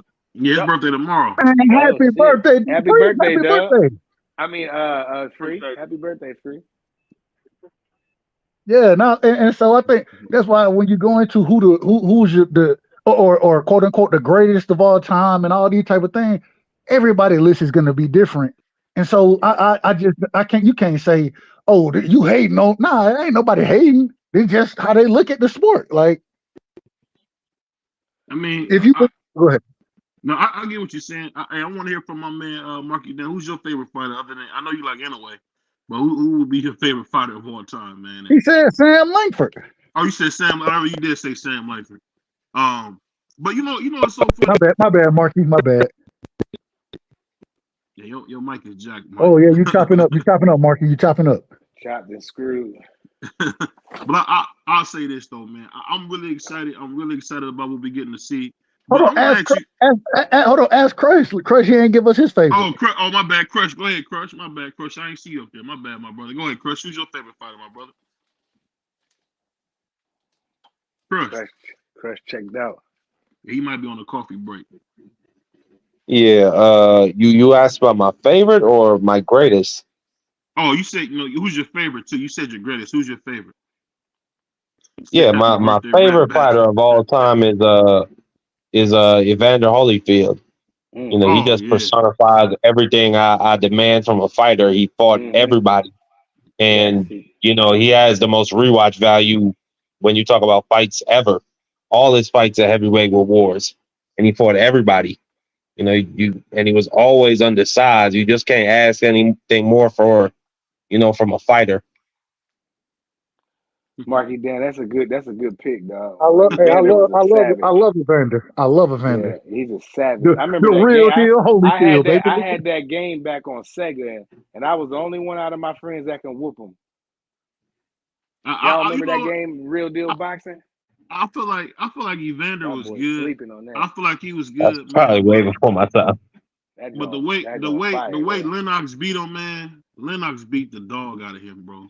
So I kind of was like, maybe he's not who we thought he was. But he always came back. He was but listen, he got robbed out of Nikolai Valuev. But listen, BBO, you gotta understand, Holyfield is a lot like, oh my God, Hurts.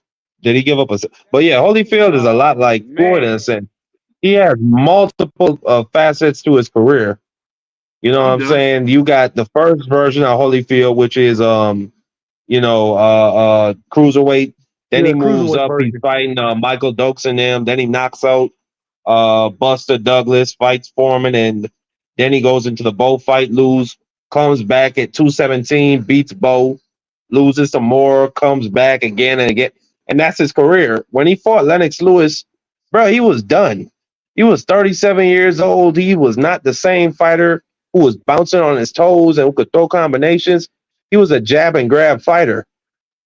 That's the same dude who fought James Toney.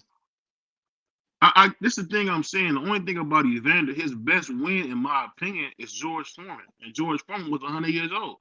That's his best win, George Foreman. That's in your opinion, that was his best win. That's not his best win. He beat Riddick Bowe. He beat Mike Tyson. He beat Michael Moore. Mike Tyson was the best win for me. Everybody got a different opinion of what. Beat John Ruiz. Beat Michael. Beat Mike. What's his name? Kawi. This is the thing. Real quick, BBO. Real quick, and not to mention, like I'm gonna say it again. He got robbed when he fought that 7-foot Russian boy Nikolai Valuev. I thought Evander won that fight. He could have been a champion again because boy had WBA.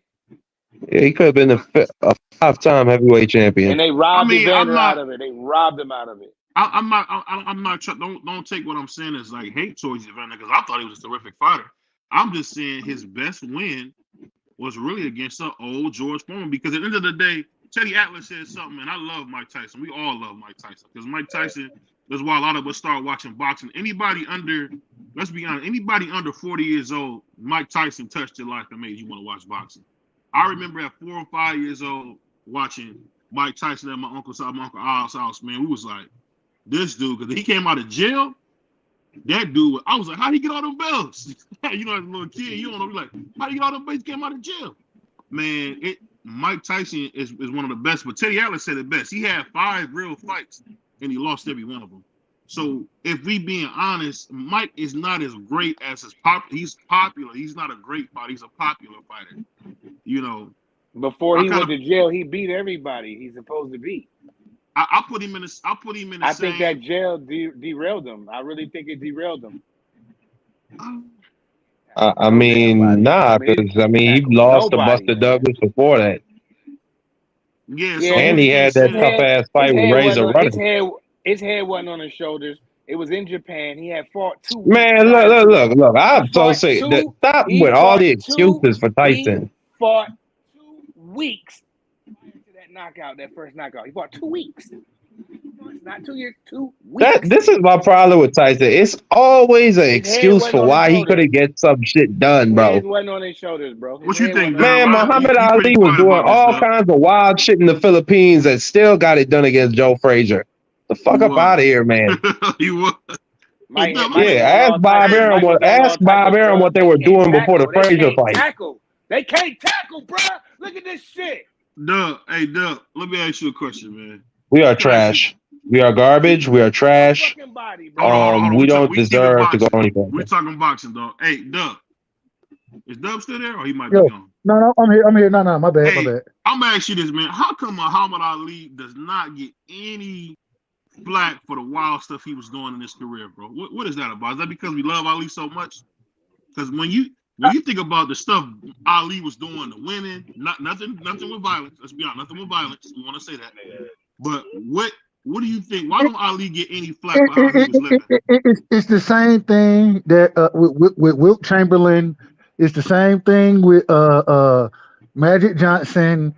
I mean, these were the times that they were dealing in. I mean, what type of flack? What type of flack do you want me to give him? What you want me to say? He was fucking too many bitches? No. If I was him at the time, I would have been doing the same thing. I don't think any of us would have did differently. And so I mean, I don't see what the flack. Cocaine and I wouldn't have been doing all the cocaine and shit that he was doing though. I wouldn't have been doing all that. I mean, listen. Lawrence Taylor, this man is known for being on the football field high. We know that. Yeah, but you can't go fight high though. You can get your ass knocked out trying to fight somebody on coke. But at the same time, all I'm saying is that these were the times. These were the times that these people were living in, and so when they were doing these type of things, it was common.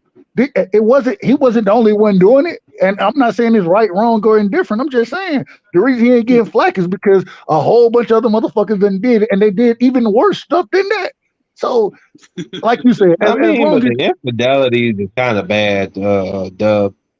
And then you divorcing women, and then you handing women divorce papers at fights and stuff. Wait a minute.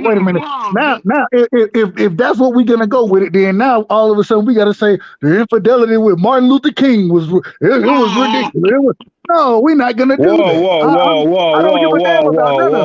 I don't care about it. I care about the fighters in the ring. I mean. I love what Muhammad Ali stood for. You know what I'm saying? I love the way he stood up for or not going to the. I loved all of that. At the same time, I can be critical of every individual. We are all humans. None of us are perfect. The same way everybody on this panel right now done did some shit that hell we don't know about, but we all done did something. We all have. So I mean, this is human. It's the human life that we live. So I can't be critical of another individual because of the way they lived, unless they did something as far as murder, as far as hurting other people, murdering, raping, those type of things. Yeah, now I can be critical of you, but outside of that, man, who am I? I ain't perfect. Can I ask you a question? Can I ask you a question, man? You know, I know what you're saying.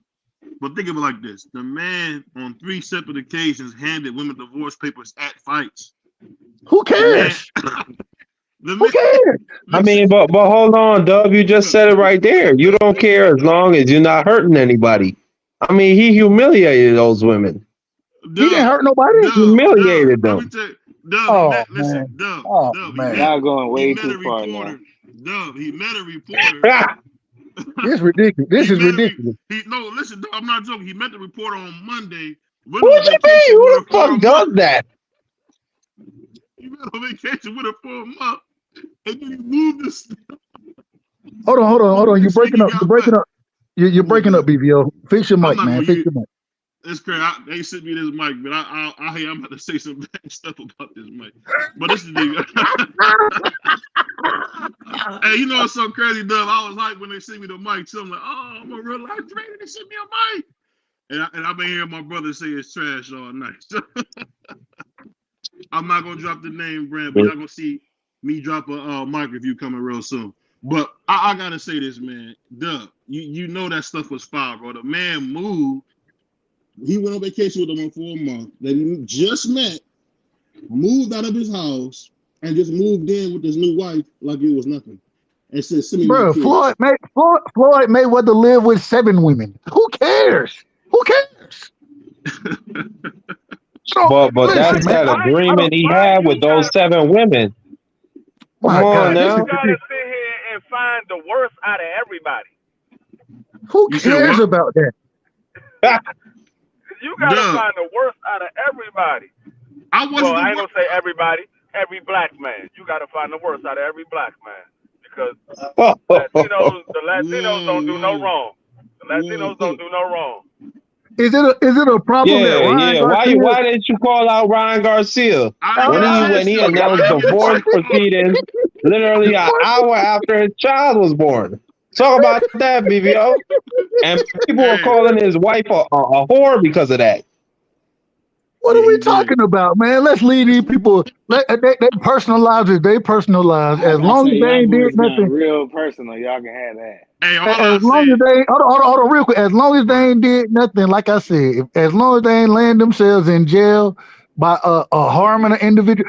Nobody talks about Dante Stallworth being drunk in the motherfucker. Nobody talks about that.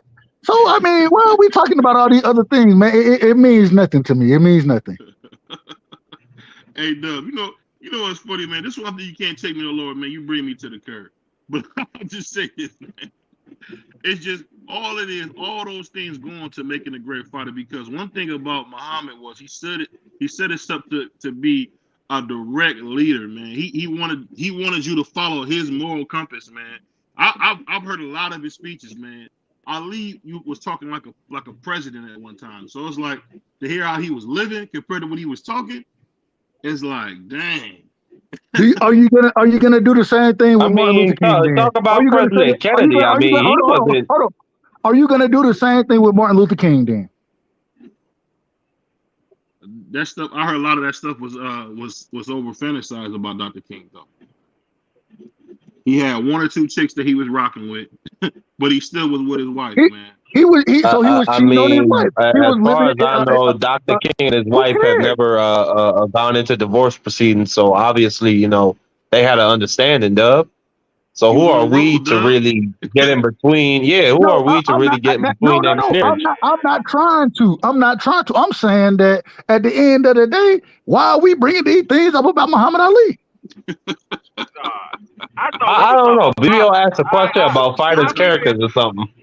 I get from boxing. And I don't know. I just been indulging the conversation. Hey, it's your boy, the boxing historian Marky, man, bringing up all that. Every time he get a chance, he bring up.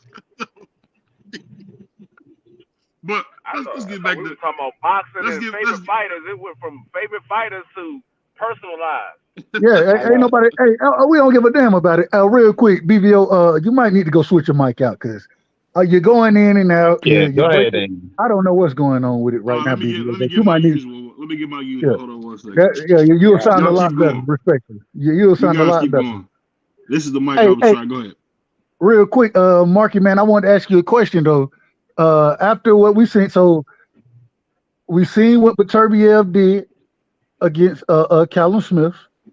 Now we got the Beterbiev-Bivol fight looking like it's gonna happen in Saudi Arabia.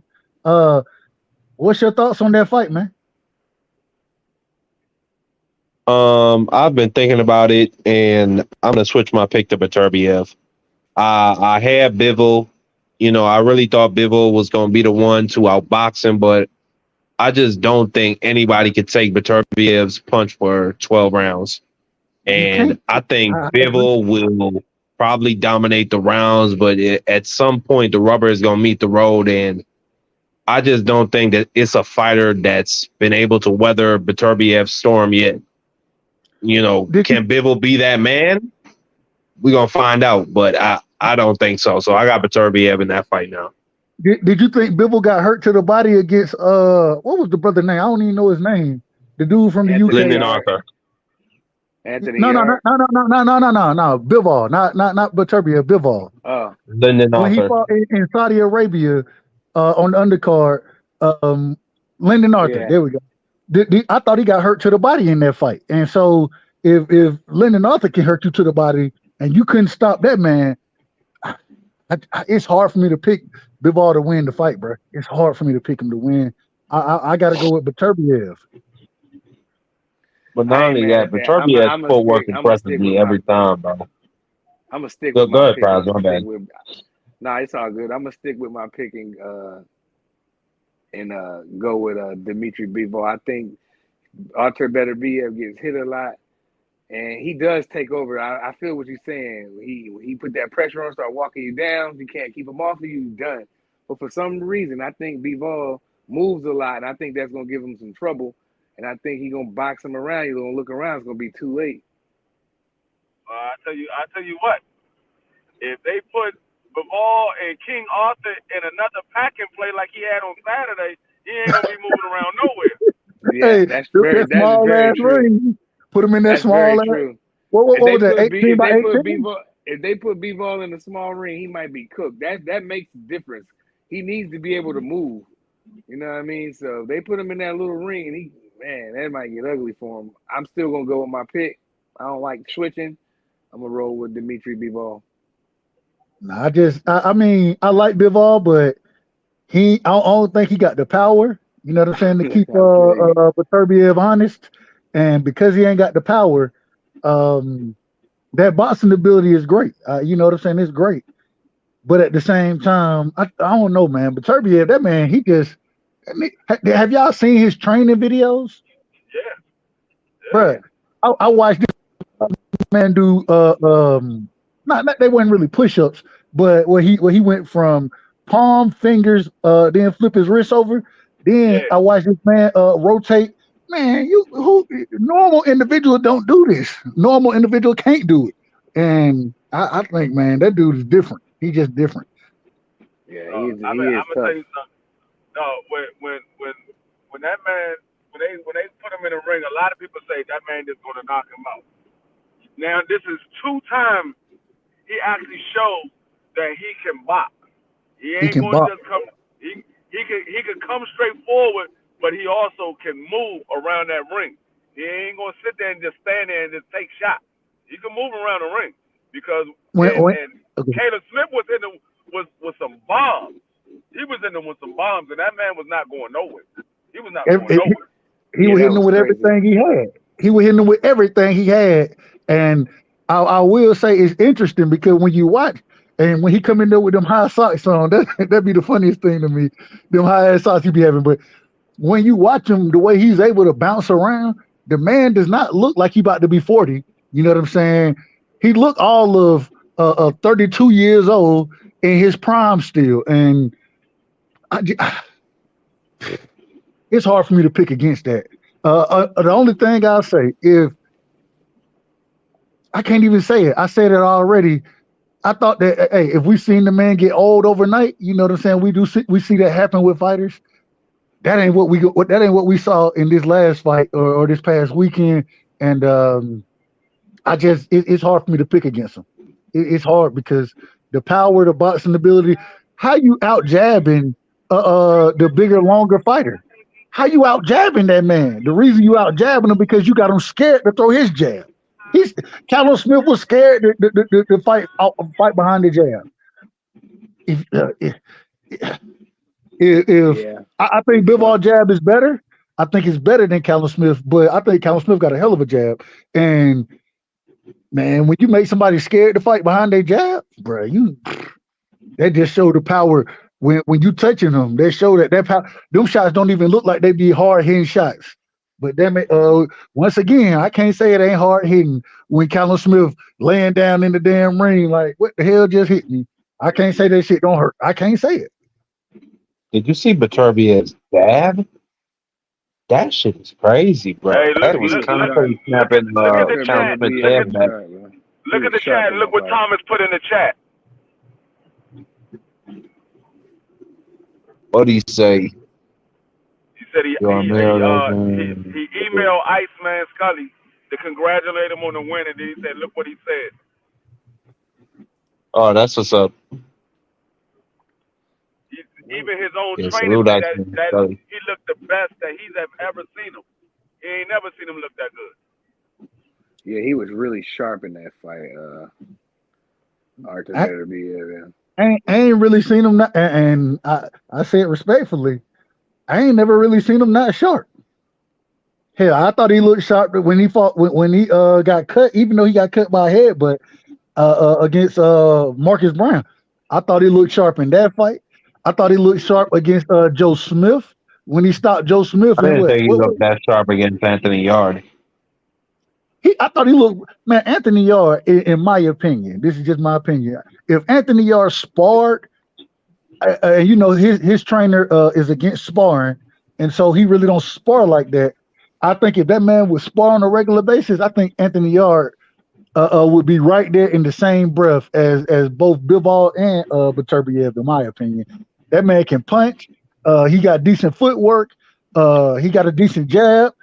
He got what you want from a fighter. You know what I'm saying? And I just think he don't spar enough. If he would spar more, I think he'll be a much better fighter. I never heard of nothing like that, dog. Of a man not sparring. Like I've heard of it. But I've always disagreed with it. I never seen it. I never heard a real popular fighter say, I don't spar. What's the man trainer name? I can't think of his trainer name right now. Man. Artur Beterbiev? No. Anthony Yard. It ain't Dundee. It's oh my God, what's the brother name? I can't call his trainer right now. Any other time I call this man name. But he doesn't believe in sparring. And so it's almost like saying we all know the way you get better is by doing it, right? That's how you get better, by actually doing it. When you're playing basketball, you get better by playing. Training, drills, shooting, all that helps. It all helps. But scrimmaging is the best form of practice. Whenever we got ready to play games, the Thursday before we played, we would always scrimmage. Why? Because it's live action. Live action is always it's hard to simulate live action. It's hard to simulate it without doing it. When I coached basketball, we used to get right to it. We used to do our drills, warm up, go over our plays, and then now let's play. Three of our practice, we getting busy, and you better know the plays or you coming out. You know what I mean? If you know the plays, you coming out. They should have told Philadelphia to scrimmage because they getting their ass whooped. What's the score? What's the score? 25-9. Oh damn! They get mangled. I picked both of them teams to get knocked off, man. You said it, Crush. The city gonna be just much more lousy in the morning at work. We don't get our free coffee. Everybody don't get the free coffee. Niggas is gonna be mad about their coffee, B. Bruh, motherfucker been calling me. I ain't talked to motherfuckers in 2-3 years. They calling me about the Cowboys. I'm like, man, why y'all want to call me now? What y'all calling me now for? Hey, this is just my opinion. I don't know this to be fact, but Dallas got whooped so bad that Knockout didn't even do a live today. Damn. Hey, hold on. Hey, it was so funny. Hey, man, I went to my brother Knockout channel today. And so I didn't see. I ain't been on YouTube at all after the Cowboys lost. Like I told you, I started watching the Cat Williams specials, playing spades. All I did today, me and my son, we watched movies today. You know what I'm saying? And so I did everything to stay away from YouTube because I was like, man, I'm not trying to hear none of this. I got these people calling me, texting me. Like I said, folks I ain't heard from in 2-3 years. Hit me up right now. I told you that one. All right. Yeah, you got it. I don't know what you want from me. I don't know what you want. But do you think they should draft a quarterback? Hell no. You can't draft a quarterback right now. He on the books for too much money. Yeah, you didn't. And I believe Jerry gonna pay Dak again. So you can't. You don't have a choice. There's nothing out here. Well, I think he does. Go ahead. Russell the kick rock, so I don't know why they wouldn't do the same thing. That's a tad bit different. When you done been a 12-win team for the past 3 seasons with Dak, it's hard for you to just say kick rocks, bro. Like you don't just say kick rocks to a nigga who wins. That defense was trash yesterday, like ours was today too. They was getting smoked. Man, Dan Quinn, bro.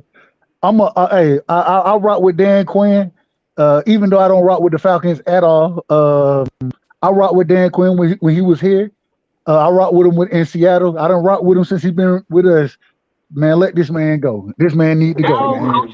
After Mike what I McCarthy seen, has to go. Mike McCarthy has to go, and yeah. Dan Quinn got to go. They got to go. They got to clean house. Jerry got to get rid of them boys.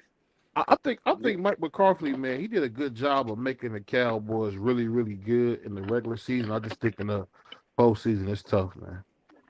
It's tough. Well, postseason they ain't won nothing since I was in middle school, so nobody's really, Yeah. I was in elementary school, so I mean, I still root. And the reason I root for the Cowboys, my dad, all my uncles on my mom and dad's side, all Cowboys fans. So, like I said, I grew up in the era of the Cowboys, and so if it wasn't a Tyson fight, it was a Cowboys game that I could stay up with. You feel me? So, yeah. I remember there was a year where we won.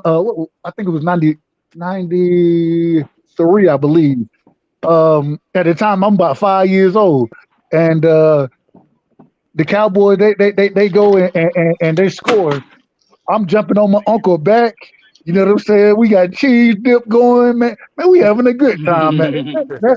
Those are the memories that you have, man. That's hence the reason I rock with the team. And I'm a loyal fan. I'm loyal. So, but at the same time, I think Dan Quinn going to Seattle. Yeah. Marky, your mic breaking up again, Marky. Hey, Dub, I had season tickets when the Sixers won only 10 games. Now, I went to most because I wanted my money's worth. But I got talked into buying them tickets, knowing the team wasn't going to be good. But I was buying the tickets to see other teams and entertain my company with the other teams. But I didn't know they was going to be that bad, bro. It was like a train wreck. They was giving away. I'm talking about they was giving away hot dogs. Like, normally them hot dogs. Damn, that's a lot of snow out here.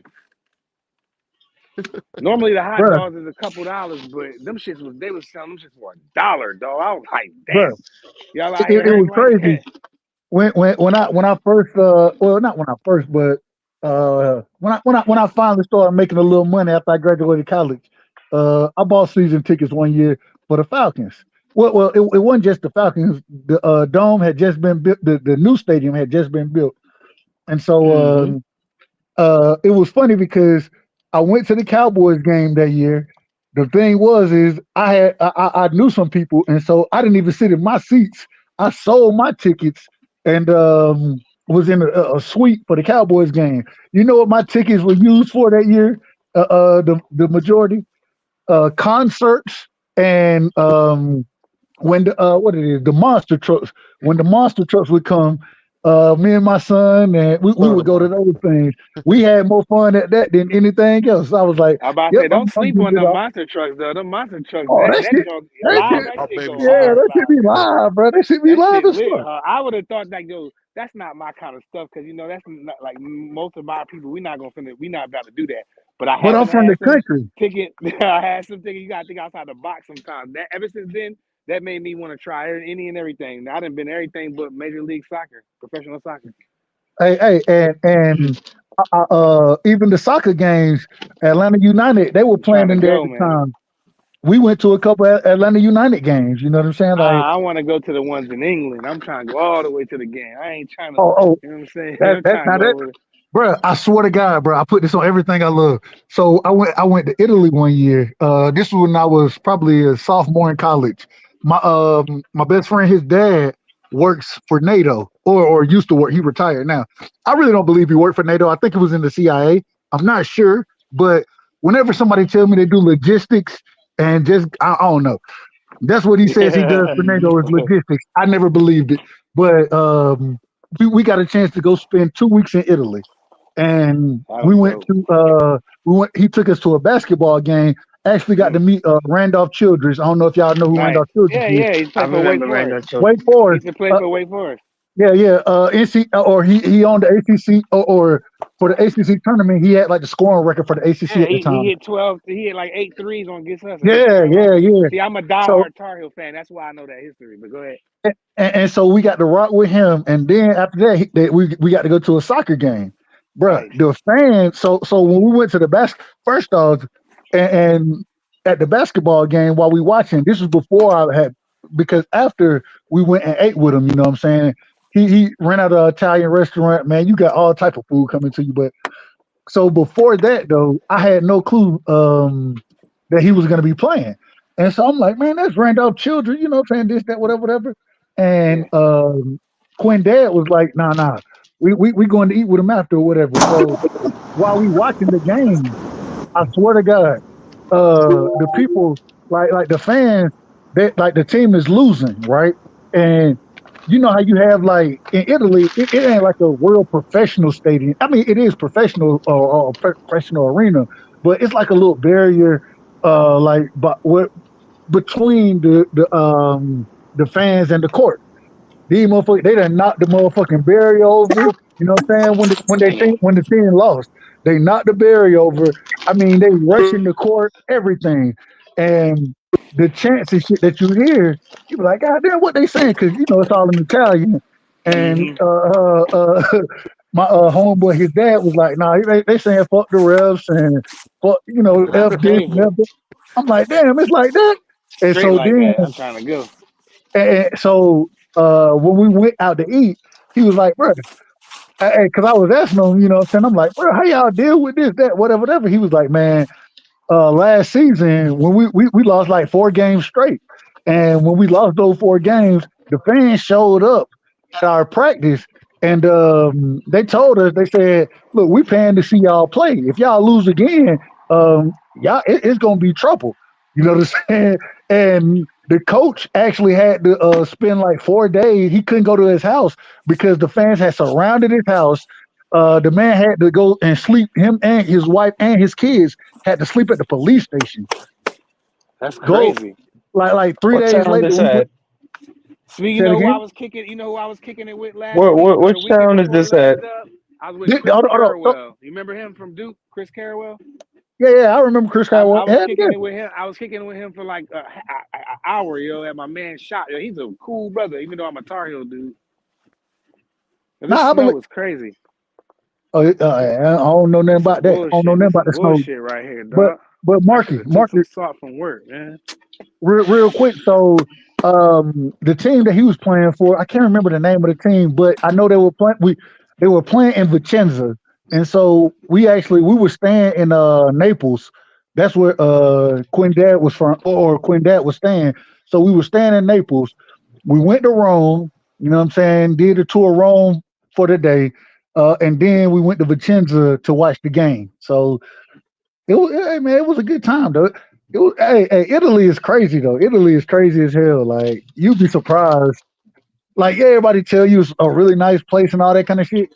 But that shit's so hood, bro. Like you like, God damn, I didn't know it was hood like this. So when we first got off, like when we first landed in Naples, Quinn Dad, and it was fucked up because they sent one of my so I had two pieces of luggage, a carry-on and then my normal luggage that you tag and do whatever, you know, they put it under the plane or whatever. Well, they sent my luggage to goddamn Germany. And so it took me like 4, and the good thing was it only had or that luggage had my clothes and things in it. Had all my undergarments and everything, you know, in my carry-on. So I had that. But the problem was shit, I'm 6'5". So in Italy, you go to the mall in Italy, but I ain't got shit for a 6'5" nigga, bro. We had to literally I walked around in basketball shorts for which at that time I had no problem with because hell, that's what I walked around at school with was basketball shorts. And so we had to go to the what's the shit called? Oh man, the commissary on base. We had to go on base and get to the commissary. Get the P. There we go. No, it was the BX. The BX. Yeah, the BX. That's what I meant to say. BX. Yeah. And so I had to go there, and luckily I was able to get a few pair of basketball shorts, those type of things, until my luggage got there. But that shit, it was crazy. Like when you in Naples, you go out and at that time I'm still Carmelo Anthony is my favorite basketball player of all time. I love Melo. I tried to fashion my game after Melo. So I'm out there and I'm talking at the time. Quinn, his dad's wife, she's Italian. She's pregnant, and so I was like, y'all should name the baby Carmelo. Man, she looked at me like I was crazy as hell. I'm like, what? Ho.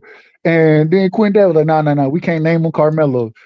If when we go out tonight, if if we were to say Carmelo, if we stand up and say Carmelo in the restaurant, half the people in the restaurant gonna stand up because Carmelo is a quote unquote mob name, mafia name, whatever it is in Italy. Now, mind you, Naples is ran by the mob. Didn't know this at the time, but because it's ran by the mafia, he was like, man, you can't name your child that. And if they are named that, then it's certain expectations that come with it.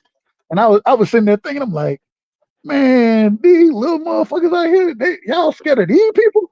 Now, everybody out there, they 5'6", 5'7". You know what I'm saying? I'm like, man, we'll beat they ain't got no chance. He was like, nah, you don't even understand. Oh, man, The police, Bullet don't give a fuck about no height. Right. That's exactly what he said. He was like, you don't even understand. These people, they not trying to fight with you. The people sitting at their table, every one of them willing to die for him. I'm like, damn, it's like that. And you know, when you were in college at the time, you don't really understand the different cultures and things. I really didn't have a good understanding of it. And so when he said it and broke it down and broke down, if you get pulled over by the police are ran by the mob. Everybody in Naples is ran by the damn mob. And I'm sitting here like, these motherfuckers, these That's people, how we that's what you won telling World me War about? II, though, Dub. You know that, right? Say it again. That's actually how we won World War II. World War II is because of the Sicilian mob. Like it's real. I've heard similar things. I just don't know the full. Let me rephrase it. At the current at that point in my life, you know what I'm saying? Yeah. I'm a college student, a sophomore in college. You feel me? I think anywhere I go, I'm the big dog. That's who I was. So For sure. I didn't quite understand it, but looking back on it, hell, real. And last point, when I was coming out of when we were coming out of the airport, we had to go and talk to the Italian folks because they had lost my luggage, and so we getting ready to leave when we figured out the shit was in Germany. Nigga, you see, the first black dude I seen in Italy, motherfucker sprinting, ran past us, bumped us. All you see some Italian, they running, blowing a whistle. It was like a movie. You ever seen somebody try to turn and they do like that little hop on one foot and then take off going in the next direction? That's what we seen. Shit. The man had snatched the purse and had took off running. And so they blowing the whistle trying to catch him. And mind you, they don't even have guns over there like that. You know what I'm saying? Like they really don't carry guns like that, or the police don't. I was like, bro, that's the dumbest shit I ain't never seen nothing like it, bro. Like it was crazy. Quinn dad was like, hey man, look. So this was back when you wear your little, like, not the book bag, but the bag that got the little drawstrings on it. You know what I'm saying? You wear on your back. Yeah. I got that with me, and he was like, nah. Either you gotta wear it in the front of you, or you need to take everything out of it and just put your non-valuables in there. I was like, why? He was like, cause what they'll do is they'll walk up, they'll cut your bag. I swear, he was like, they'll walk up, they'll cut the bottom out your bag, and then they'll pick all your shit. You know what I'm saying? And by the time you realize it, they gone with it.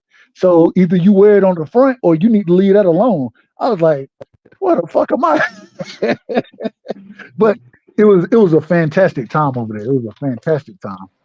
I'll tell you what, Good. the That's biggest what's thing up. about overseas, Man, man, you ain't got to worry about the violence that you do in these in America, man. Because Yeah. whether you're in Senegal, you go to Botswana, I'm telling you, Aruba. One of the things I noticed is that, like, man, when you go to some of these places, it's nice to feel safe, man.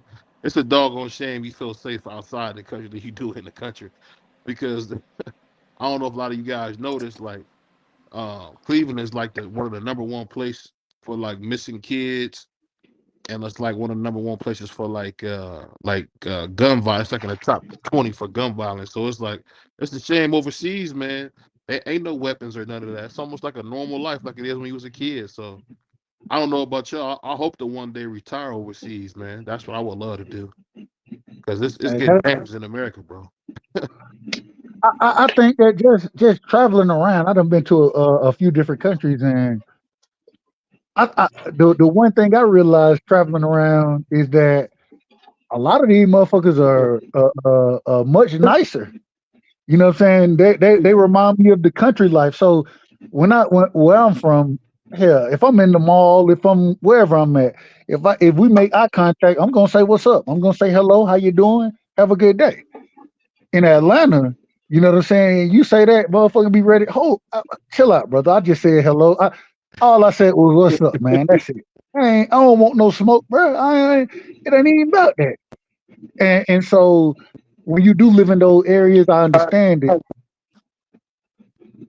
Well, but when you overseas, you get love back. Like it was interesting to me when we went to the basketball game. So like I said, I'm 6'5". My partner, he's 6'4". He played safety at Georgia. The kids, they running up to us asking for our autograph, like we stars or something over there. I'm like, bro, we ain't even from here. We don't play over here. But guess what we did? We signed everything that they came up, but they were grateful. They were really grateful just for us talking to them, and we didn't speak Italian, nothing like it. But at the same but time, they saw a bunch of tall niggas. They probably thought you were NBA players. Oh yeah. It was mistaken them for some NBA players. Like on Rush Hour 2, when she called Chris Tucker Kobe. Yeah, Kobe. Y'all was one of them motherfucking shit, man. I'll tell y'all this. A friend of mine was playing with the Washington Generals, man. And the thing he told me, I'll never forget, because he was like a superstar here. He played against Brown and them back in the day. And the biggest thing I learned is that when those guys go play ball overseas, man, they never want to come back. Like he played ball in China, dog. I'm telling you, man, we ain't seen this brother in like 5 years, man. He only comes back on Christmas, man. He a celebrity over there. Bro, I don't know if y'all heard the story about Stephon Marbury. When Stephon Marbury went to shit in China, man. He is. He got a statue over there. He's damn near Kobe in China, bro. I mean, in China, the elite get special privileges. Why the fuck wouldn't you want to take your money over there? Agreed. Mm-hmm. But hey, I want to ask you a question, Double, about Atlanta, man. I don't know this to be true, but we always see like the Instagram and the stuff on TV. Is it true that it's like 10 women for every one man in Atlanta? Is that true? No, that's not true. That's not true at all. It's 17 women for every one man, and 17? That's not including. Hold on, and that's not including the homosexual or what they like the gay community. I don't want to disrespect them people. That's not including the gay population. So it probably ends up being something like 22-1. I seen a day party, man. I don't know if this is real, but it was like nothing but women. There was like one dude that I couldn't believe it. That's a fact. I mean, it's easy work. The problem is that you got to be careful what you consider a decent woman. You know what I'm saying? It depends what you're looking for. When from 2011, I graduated college in 2010, moved to Atlanta in 2011. From 2011 to 2015, me and my partner, we were roommates at the time. Bro, it's easy, bro. It's easy work, bro. It's easy work. And I say that respectfully. I say it respectfully. Hey, God is good. Hey. Now, we all know God. We know God got to be a man, and the reason we know it is because He put more women on the earth than men. Thank you, Jesus. Much love to you, brother. Much love. I just couldn't. Hey, being from Cleveland, I just couldn't believe. I'm like, is that many women at the day party? Oh my God. but then you also got to take into effect the STD ratio. You know, man, it's so many other things to take into effect. You know what I'm saying? But if you live in Atlanta and you ain't got a bitch, bro, like it's only because you either don't want one or you ain't trying to get one. I mean, that's the only reason you ain't got one. Yeah. That's how it is out here. I just choose not to. I pick and choose. I'm real picky, so you know. Hey, what my man said on House Party, you ain't got no rap. Yeah. She don't And know get what? that. You don't even need it. You ain't gotta have that. You ain't gotta have rap. Right. No. You said what? Look, they falling in your they fall in your lap left and right. And so it's a damn shame to how. I mean, I love Atlanta, Man, it's like that everywhere I go. But the problem is I couldn't raise my son in Atlanta. That's the thing. What really got me is raising a child in Atlanta versus living the lifestyle I lived in those years. Like I said, so once my son was born, everything changed for me. Hence the reason I was. We went to a Walmart one time, and this is when I was like, I got to get my son out of here. We went to a Walmart. My son, he ain't no more than 3 or 4 at the time. Man say, Daddy, why that man got all that hair right there? And it's a man who got female braids damn near down to his kneecap. And once my son said that to me, I said, no, this ain't. I deal with that. I deal with that here with my daughter. She looked at me and looked at him, and she was like, "Daddy, is that a?" I was like, "Yeah, baby, that's a girl boy." You know what I mean? It is what it is, man. You know, it's so funny, man. One thing about Cleveland, you get that, but it ain't like it's just starting to get crazy. But it really ain't like that, you know. That's why I moved out to the burbs, man, because I hate to say these roads is terrible. Anytime you live in the city, it's a girl boy. Hey, anytime you live in a city, man, it's a mess. But you know something funny, Dub, that you brought up that I gotta respect, man, was that I never realized, like, even when you like saying pause and stuff, man, that is kind of still pushing that agenda they trying to push on you, man. I always thought of it as a cool game, not so much like the, underlying things with it. But I'm telling you, man, it seems like the older you get, the older I get, man, the more I see like a lot of stuff my grandmother was saying or my father was saying is very true, man. Them old folks know what they're talking about. One of the main people who raised me in my life was my great grandmother, Big Mom, and I always tell everybody in my family I was blessed because they knew Big Mom from the outside, right? They knew when she came around this day. I lived with her. And when you grow up, when you grow up with Big Mom, one thing you understand is that she's gonna keep it a buck with you. Yeah. And one thing she always said is, hey, boys should be with girls and girls should be with boys. Anything else, we don't bring it around this household. Dishonorable. Don't bring it. Yeah, don't bring it.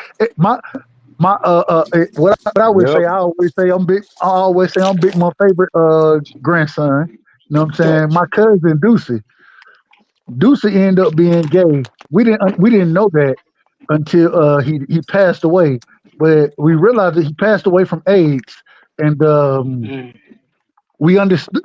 And this is once again, I'm a jit at this time. You know what I'm saying? I ain't nothing but 9, 10, 11 at the time, somewhere in there.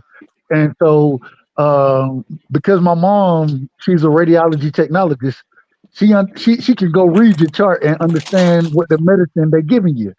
And when that came out, and we kind of found out, especially at the funeral and those type of things, the individual who attended it, Big Mo was hurt by it because she loved Deucey. I remember Deucey. When I was staying with my great grandma, Deucey come by and he gonna get on the phone. He gonna walk around the house. He gonna do what Deucey do. But she loved that man, and she was really disappointed in him. Or I ain't gonna say disappointed in him. I think she was hurt by it. I think she was really hurt by it overall. But I And mean, that stood out to me. That really did stand never out to me. mind. I ain't gonna I'm place about no to judgment on your fam. Go ahead, bro. I'm about to jump off of here, fellas, man. It's getting a little late for your boy, man. I got this snow and shit. That means I gotta get up early. I'll holler All at All right, y'all, right, peace, man. All man. right, man. All right, Peace. man. hey, Take it salute good to with you, We're gonna y'all. do the Prize. show tomorrow, prize fighter. Salute to y'all. Prize, Yeah, y'all for at me, sure. Prize. Yeah, no Prize, doubt, get cuz. at me, man. For sure. I got All you, right. dog. For sure. All All right. right, man. I'll say this though, man. I think the funny thing about it is, and that's what make and that's the cool thing about YouTube. These conversations we having, man. A lot of people don't have them, man. Because I'll tell you something kind of funny. I got two uncles that got HIV, man, and one of them got it from a blood transfusion. Back in the day, he had some type of issue. We needed a blood transfusion. This is like in the '80s, so he ended up getting it from that. Then I had another uncle who went, as they call it, he was a renegade and was doing some other stuff. And the thing I can say I noticed is like for people that have that kind of that have HIV and stuff like that, they be like living like they don't.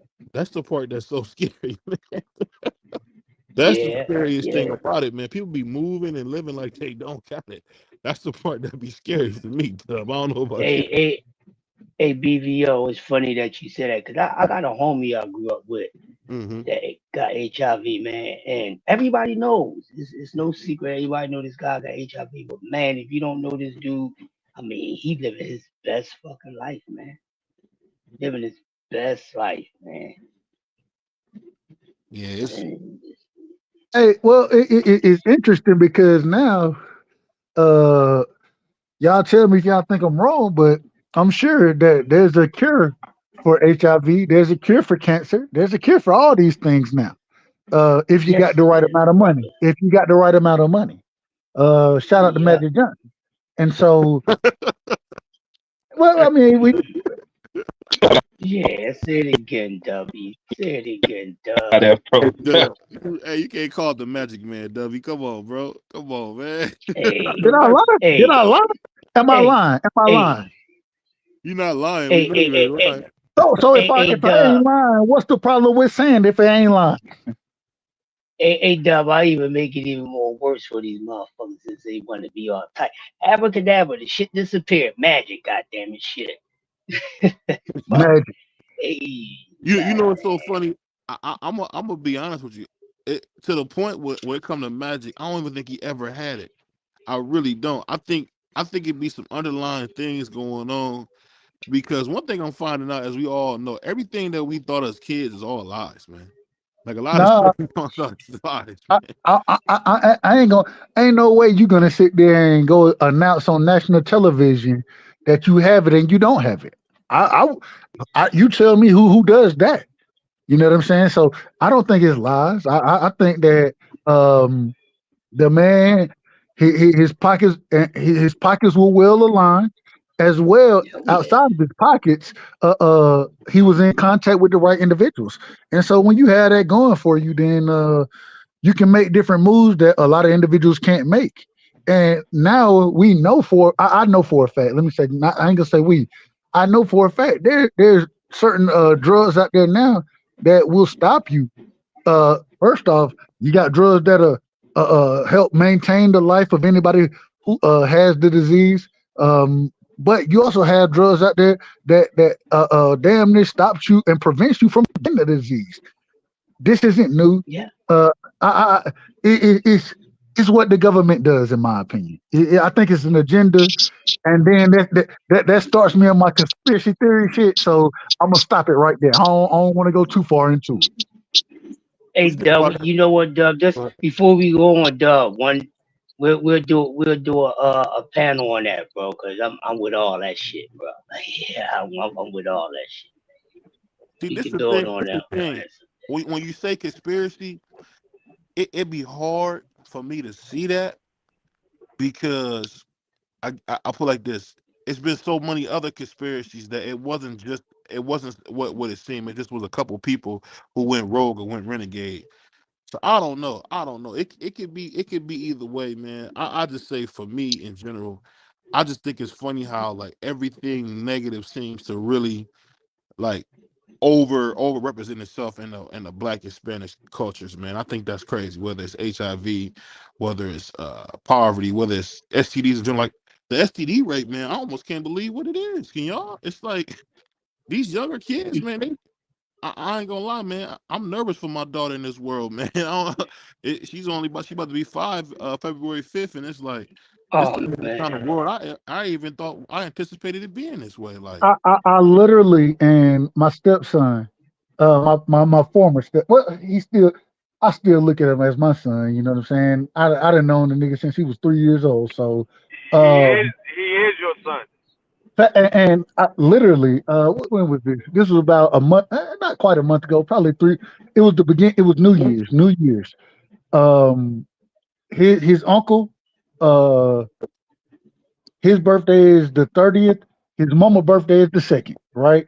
And I always say, I'm gonna show Uncle Rick that's my brother. You know what I'm saying? That's my brother. Regardless, I ain't got no problem with his mama. We ain't together no more. At the same time, that's my son's mama, and I'm always have love for her and respect for her because that's my son's mama. And so, got to hang out with him a little bit, and I pulled him on the balcony. You know what I'm saying? And I told him, I was like, "Hey, bro, he 15 now. He's 15, and mind you, I done known him since I knew him before I knew his mom. And so, I told him, I said, bro, you got to strap it up. He asked me, he said, well, what does she say? She don't like the way a condom feel. Then you don't need to fuck her. That's what it is. And all I can do is have a conversation with you, tell you what the results are from your actions, but you got to be responsible. You know what I'm saying? The same way I'm gonna have that conversation with him, I'm gonna have it with my son. And as parents, I think that's the best thing we can do is make sure our children are informed and understand what they're gonna deal with in life, and we try our best to prepare them for it. Now, would they be perfect in the way they handle the situation? Hell no, because none of us were perfect in the way we handled the situation. But at the same time, I gotta discuss it with you. I gotta make sure that I give you a different perspective. And at 15 years old, 12, 13, 14, 15, whenever you coming into starting to smell yourself, like the old folks used to say, when you start to smell yourself, that's when I need to talk to you and make sure you know what's going on, because I know what I was doing at those times. I know when I lost my virginity. I know the circumstances that that I was presented with when I was in high school. You know what I'm saying? My mama, she did a great job, and the thing she used to always tell me is I ain't always gonna be with you. So the only thing I ask from you is make good decisions, because those decisions are gonna affect your life, not mine, your life. I'm gonna help you however I can, but you got to be responsible for the decision that you make. So make sure you're making good decisions, and that's what I try to impart on the youth that I'm around. That's a good point, man. One thing I will say, like when I was growing up in the projects, man, I remember seeing dudes like leave their mom's apartment and move like across because I lived in apartments where like it was like a big square. So I done seen cats literally move a garbage bag of their stuff to like the girl they've been talking to across the parking lot, and then have like a life like where they don't even leave their mom's house and they go to the next apartment. And it's like I think that one of the things that helped me with that was like I hated all them brothers, man. I hated the free lunch program. I hated all that. I hated the summer camps. I hated all that. And I used to say, when I get a chance, man, I ain't gonna be around these poor people, man, because my dad used to tell me something I believe to be true. He said, these ain't your friends, man. Y'all just happen to grow up in the same poor neighborhood. So don't even get mistaken to think these are your friends. You just both happen to be poor at the same time. You're both in this hellhole together. But for me, it was different because a lot of them dudes, you know what I'm saying, they looked out for me. They were the individual who told me, you know what I'm saying, when I wanted to try to be cool and join the game. You're not a game mate, bro. You play basketball. Take your ass to the court, bro. And they would literally, you know what I'm saying, they would make sure that I went and played basketball. They would literally, and they'll sit right there, watch me play. If somebody had smoke with me, I ain't have to worry about it because you don't want smoke with them, and they gonna rock with me. My grandma a Jehovah's Witness, right? I remember one of the most interesting times for me was I used to have to go door to door, and I didn't gave speeches and all that type of stuff dealing with Jehovah's Witnesses.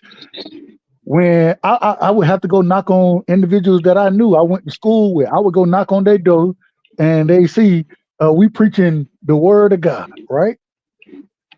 These people, they had more respect for me even after that, and that's when I couldn't even play basketball at that time because my grandma, they didn't believe in competition. So I never until Big Ma died. Big Ma died when I graduated 8th grade on March. I think it was March 26th or something.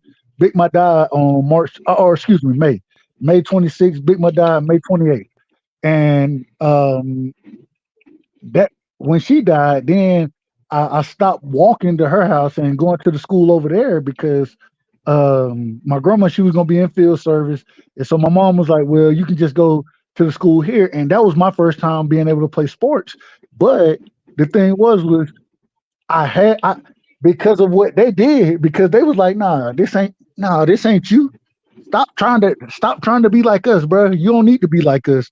And they forced me to go play basketball, and then they would sit there and bet on me, all type of stuff. You know what I'm saying? And like they had my back, so it's hard for me. I just, if it weren't for them, you know what I'm saying, I probably wouldn't have been good at basketball. I would have been doing other shit. You know what I mean? And so I got a lot of respect for, especially the older cats. The older cats were the ones who really looked out for me, and so.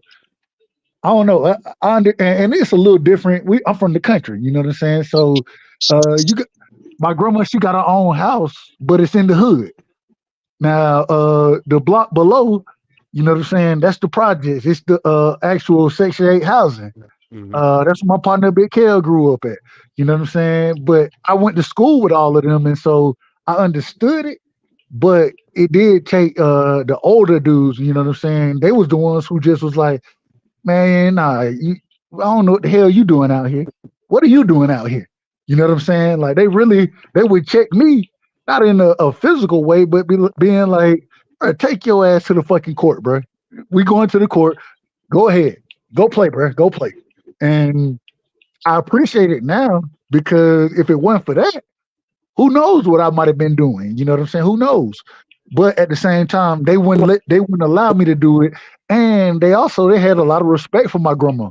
They had a lot of respect for Big Ma. You know what I'm saying? Big Ma, she was in the Baptist church, but when they would come around, man, Big Ma cook. Whoever, everybody can't you can't bring everybody over here. But there was certain individuals I could bring through, and they could catch a meal with me. You know what I'm saying? And I didn't look at it. May be hot dogs and ramen noodles.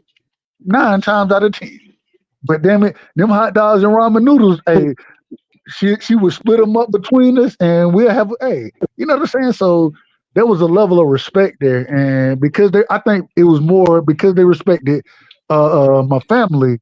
You know what I'm saying? They knew who I was, and hence the reason they treated me the way they treated me. Hey, let me ask you something real quick, Mark. I mean, you from you from way down south, so. I want to ask you, man, is there any of those negative elements, like, because you living in paradise, you live like in a lagoon and all that, so do they have like that negative element down there of violence and stuff like that, or no? Yeah, definitely, but it's more it's just more local beefs on the island, like in Mid-Island you have neighborhoods like Grove and Upper Love, and they have their beefs, but it's really just more localized to those areas. Just the other day, they saw a boy, mother got took hostage because they were looking for the boy by his house, and they killed the mother before the boy could come home. And it's just stuff like that happens a lot. You have a lot of revenge killings. You have a lot of police. Like just the other day, they had a police. He was sleeping with some woman's baby mother, and as a result of that situation, the police got killed. The girl got killed, and the girl's family They're looking for the boy now. So it's stuff like that that happens on the island. That's really common. Hold the fuck up. What the hell happened to daggone Marky Dan's accent? That man accent came in thick all of a sudden. That's the real Marky Dan. I've been wanting to hear that Marky Dan for years, for months. I can't get him out. This is the first time I got to hear the real Marky Dan. Yeah, it came out, baby. I had to look at the phone. I was like, hold up, is this Marky Dan? Hey, Marky, where you from? Like what part of the I don't know, is it Caribbean, Caribbean? I don't know what you call it, but what West Indian. I'm hold on, but what, the U.S. Virgin West Islands. Indian. Okay, the Virgin Islands. Okay, the U.S. Virgin Islands. Okay. Yeah, I'm from St. Croix, West, the Big Island. you said St. Okay, Croix? you from St. Croix? Okay. No, that's what they did. College Hill. Yes, sir. Remember that College Hill? Hold on. St. Croix is so. If you go vacation there, I'm strictly talking about the vacation there.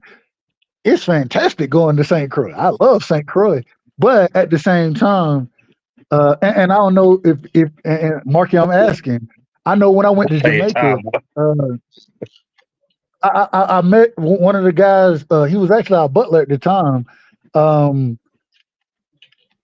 He like, and even though he was our butler, I fucked with him, so he'll come through, smoke with us, everything. You know what I'm saying, at the time, and he really broke down what was going on, and this was in Jamaica. He was like, brother, if you understood what went on in Jamaica, y'all wouldn't really want to visit here. Y'all just the reason y'all like to visit is y'all go to the resorts and those type of things. And I was like, well, shit. I was like, shit, Yeah, it's bro. terrible.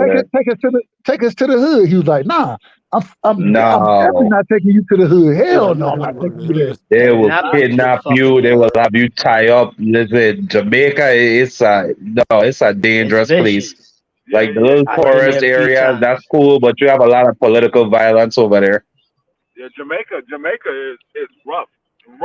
Like that's why I got a lot of Jamaican friends, because when I lived in New York, I was cool with a lot of Jamaicans, and even out here in DC. And they always tell me, dog, when you go to Jamaica, if you're not with somebody, stay where the goddamn resorts are. Yeah, stay where the resorts are. I swear to God, bro. I swear to God, that's exactly what he was like. He was like, bro, it happens that quick. Them boys will come, they will grab you, and they will have you wherever they want to have you. That shit is not a joke. You know the funny thing about it though, man, and it's the thing I tell all the time, man.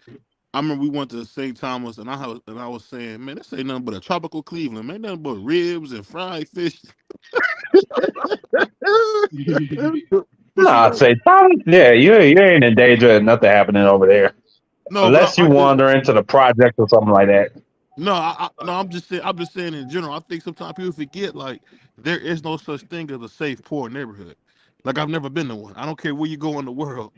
There is no safe, poor neighborhood. So if you go to you go to Punta Cana, man, you can get your head knocked off.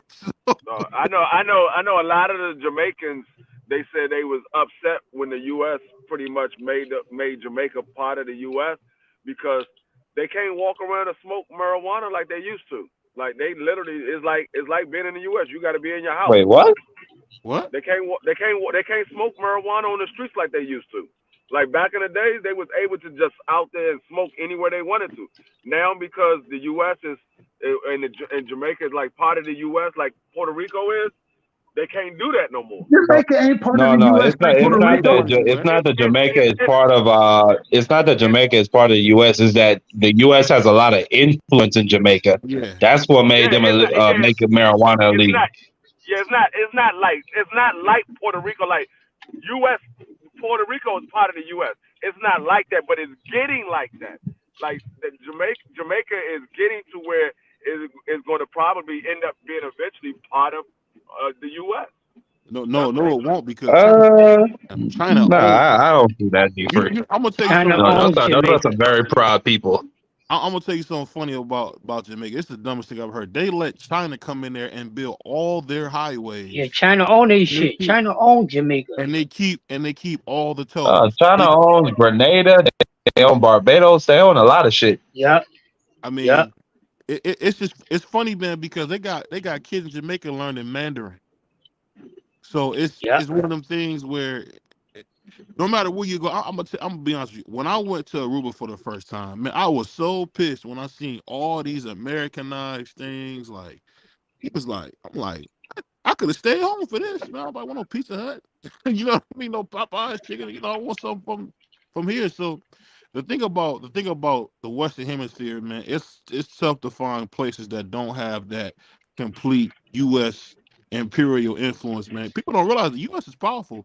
It's so powerful that when you go anywhere across the seas, you being an American is a big deal, whether you realize it or not. So that's why you got a lot of the woke mob and stuff that be trying to down talk the USA, man. We still the best thing going. It's not perfect, but we still the best thing going, man. And in my humble opinion. I try to tell you, DC is the most powerful city in the world. You wouldn't want to listen to me.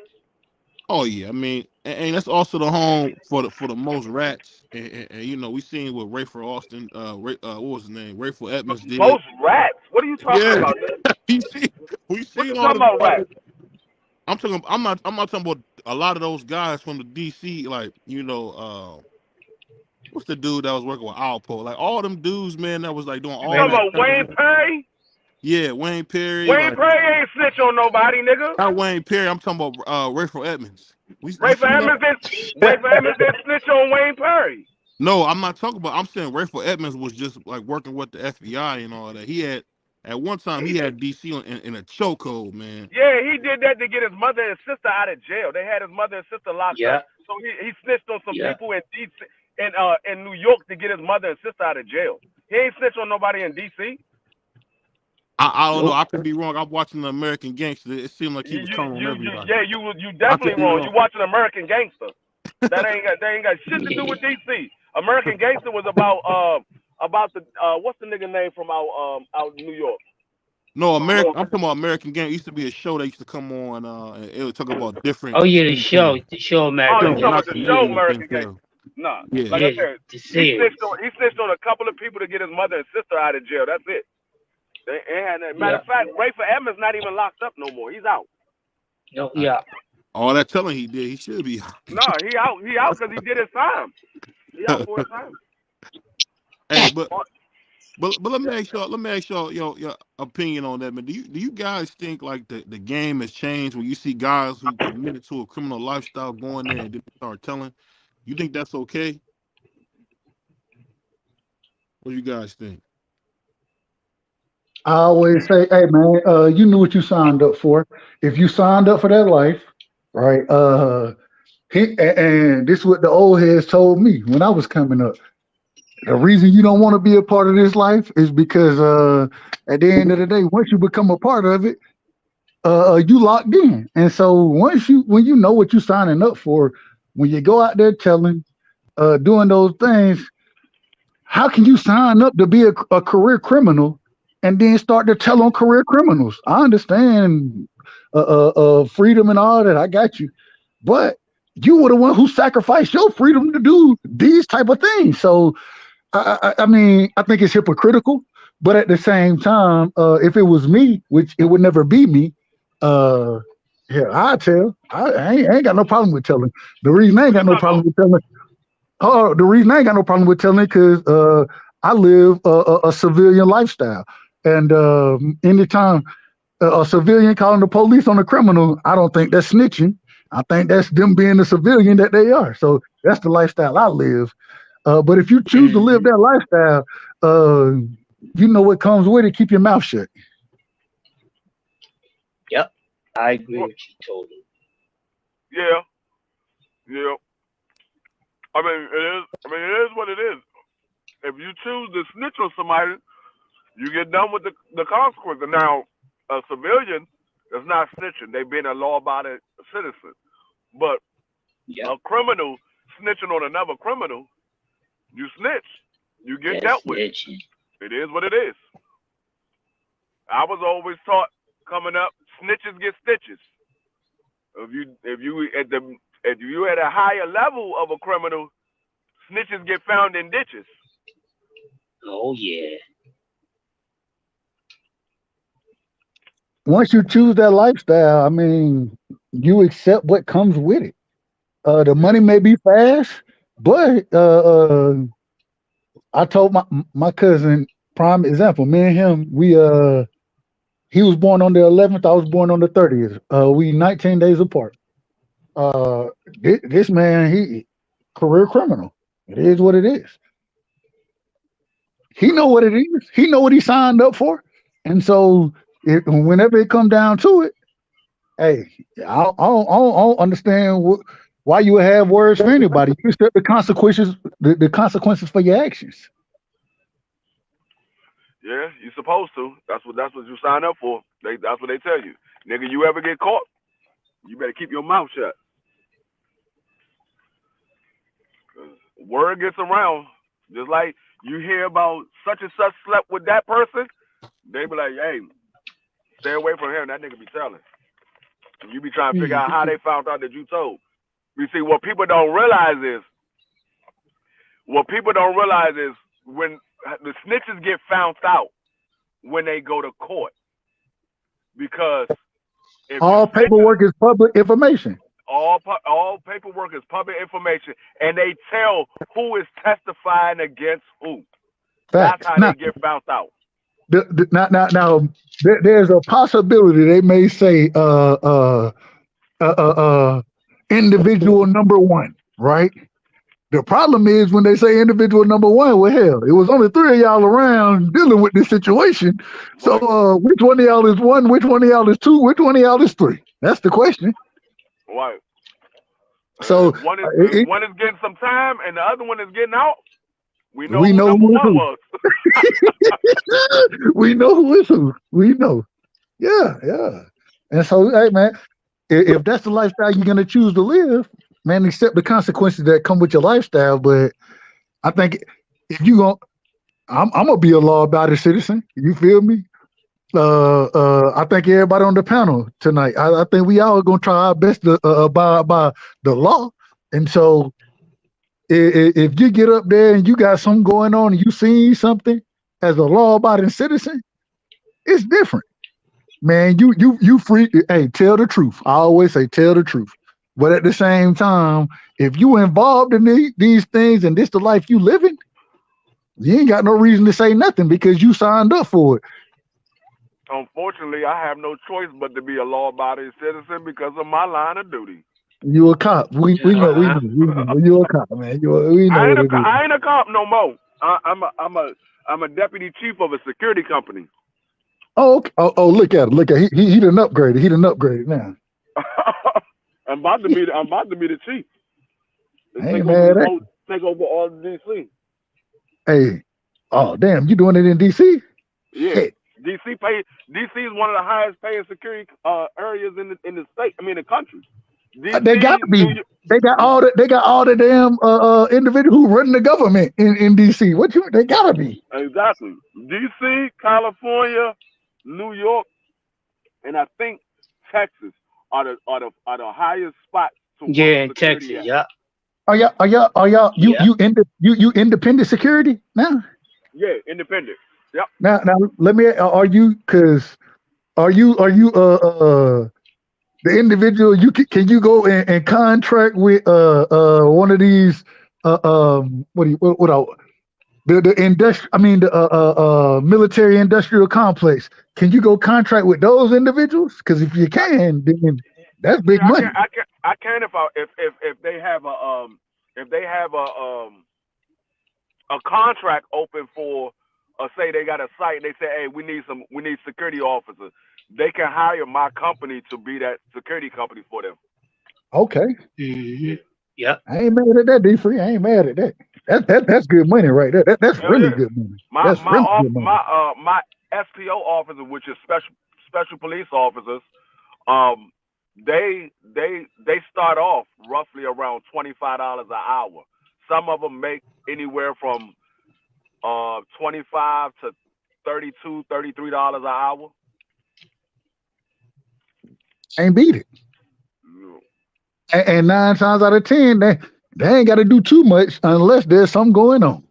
Yeah, they really don't. Like I got officers now this past year that just ended, they didn't clear $70,000 for the year. Yeah. I understand that. I ain't mad at that. Hell yeah. See, my officers make more than the actual DC police officers. They make more than DC police because DC starts off at like 58. My officers make roughly majority. Well, my armed SPOs, they make about between 60 and 65,000 a year. And all they got to do is worry about when they on duty at the property they at. They ain't got to worry about the whole goddamn section. Like when you're a police officer, you get an area and you got to worry about that whole area. Special police officer, you worry about the property that you're securing. That's it.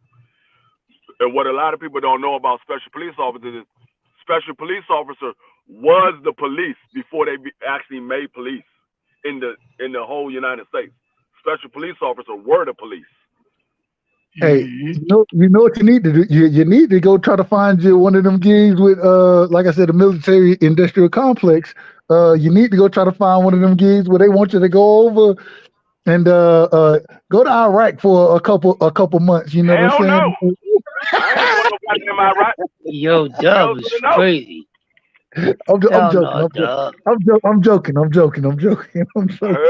I see them motherfuckers. They be sitting there talking about, hey, can somebody come and get me? But that money look totally different. That's a $300,000-$400,000 job. You feel me? Versus respectfully. That's because you risking your life. Because there ain't no guarantee you coming back. You might get snatched up by somebody out there. Facts. Held hostage out there in Iran. Some type of way you done became a hostage for Hezbollah or somebody, Hamas. I don't know. Right. Well, you see a nigga on the video with a sheet over his head, and they reading the damn message, and you just happen to recognize the tattoo on his arm. You be like, hey, that's what's your face. I'm like, oh shit. They got his ass. So, good luck, brother. Good luck. Why he wasn't answering the phone? The shit ain't funny, but it's funny. You know what I'm saying? It ain't funny, but it's funny. That's some sick people, bro. So my brother in the military in DC, I think he was at the White House doing something. If he in the military and he's at the White House, then that man worked for the Pentagon. Hold on. Hey, you want to hear one of the craziest stories? This is a absolute true story. So my aunt, right? She was one of the highest ranking civilians in the U.S. government, and so we went to visit. So she paid for me and 17 of my cousins. You know what I'm saying? To come visit her. We got to go to D.C. She took us on tour. She asked. We went to the African American Museum. We went to a couple of different spots, and we went. She took us on a tour to the Pentagon. So we get to the Pentagon. Like I said, it's 18 of us, and so the security. I think this was like a Sunday. It was definitely a Sunday. So the security there was like, well, the individual she tried to bring with us no longer has a Pentagon clearance. Used to work at the Pentagon, but now worked at a offsite location, so didn't have the same clearances anymore. So the security was like, well, you can only take 10 in because it's only you and she doesn't have clearance. You can only take 10 in. After you take those 10 on the tour, you can come back and take the other 8. And so my aunt, she said, no. Y'all go ahead and check in with them. Let me make a couple phone calls. So I'm standing there, I'm getting ready, and I always, I'm one of the last ones getting checked in or whatever. And so my aunt hand the security dude at the Pentagon the phone. And he says, hello? Oh, yes, sir. Yes, sir. Yeah. Yes, sir. Yeah. My apologies. Ma'am, I apologize. I didn't know. All y'all good to go, right? So so we get in, right? And my aunt, she said, so this experience, what does it let y'all know? You know, and she's trying to say something, and one of my cousins, Tori says, it let me know my auntie got pulled in here in Washington D.C. She got pulled.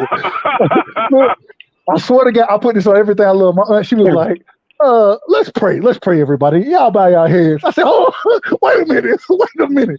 You asked her the question, and she answered it, and now we got to. All right. So while we walking around the Pentagon, there's a room out there that I see, right? And I call all my cousins that's around my age, because you know I got cousins that's older than me. We had about 3 of my cousins younger, and so we see a room. It's a alien autopsy room, right? In the Pentagon.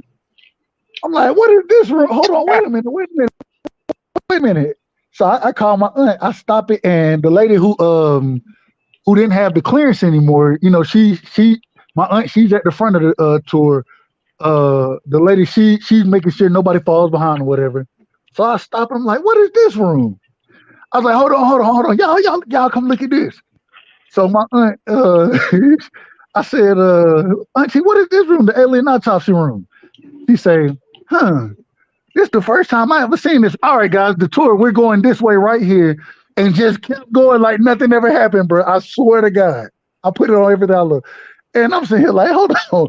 So we just go skip the alien autopsy room? That's the room I want to see what's going on in there. Man, it was a really interesting tour. But I always say that's another one. I think she worked for the. We asked her what she do while we was staying, because we all stayed at her crib. You know what I'm saying? And at the time, she got like 6 bedrooms in her damn crib. I'm like, how the hell you got a 6 bedroom in DC? But you know, you all up in this whole business, golly. Oh, I know. I already know. That house, that depending on where it's at in DC, most likely is probably uptown in Northwest. But get what she said when one of the days she cooking breakfast, so we all kind of corner her, not all of us, but me and my cousins that I really rock with, and we like, Auntie, what you really do, man? What you really do? I swear to God, she said, well, I can't tell y'all what I do. If I tell y'all, then I'll probably get locked up, and we got too many things that's transmitting information in here. Y'all phones are on. I have Wi-Fi going on. I got this, I got that, the TV, this, that. So I really can't tell y'all what I do, because if I told y'all, then I could possibly spend 30 years in jail. And I'm like, oh, so okay, yeah. You work for the CIA, or I don't know who you work for, NSA. I had no clue. And the one thing she said is, she said, just know that me and my team, we have a very special place in history. And I was like, well, what did y'all do to have that special place? Well, I can't tell you that. Well, what the hell can you tell me then? I said, what can you tell me? Not a goddamn thing. Craziest is this. She probably CIA. She probably high level CIA. No. So she worked for the Department of Defense, right? I believe she was. I don't think she was CIA. I think she was NSA. I think she was NSA. You know what I'm saying? Not CIA. Yeah. And so, but I can't prove it. And hey, I tell you like how old is y'all? Do you know? I tell you like that. Again? The CIA.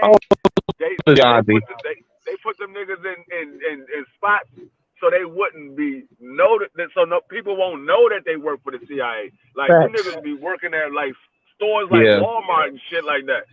But they actually CIA. Shit.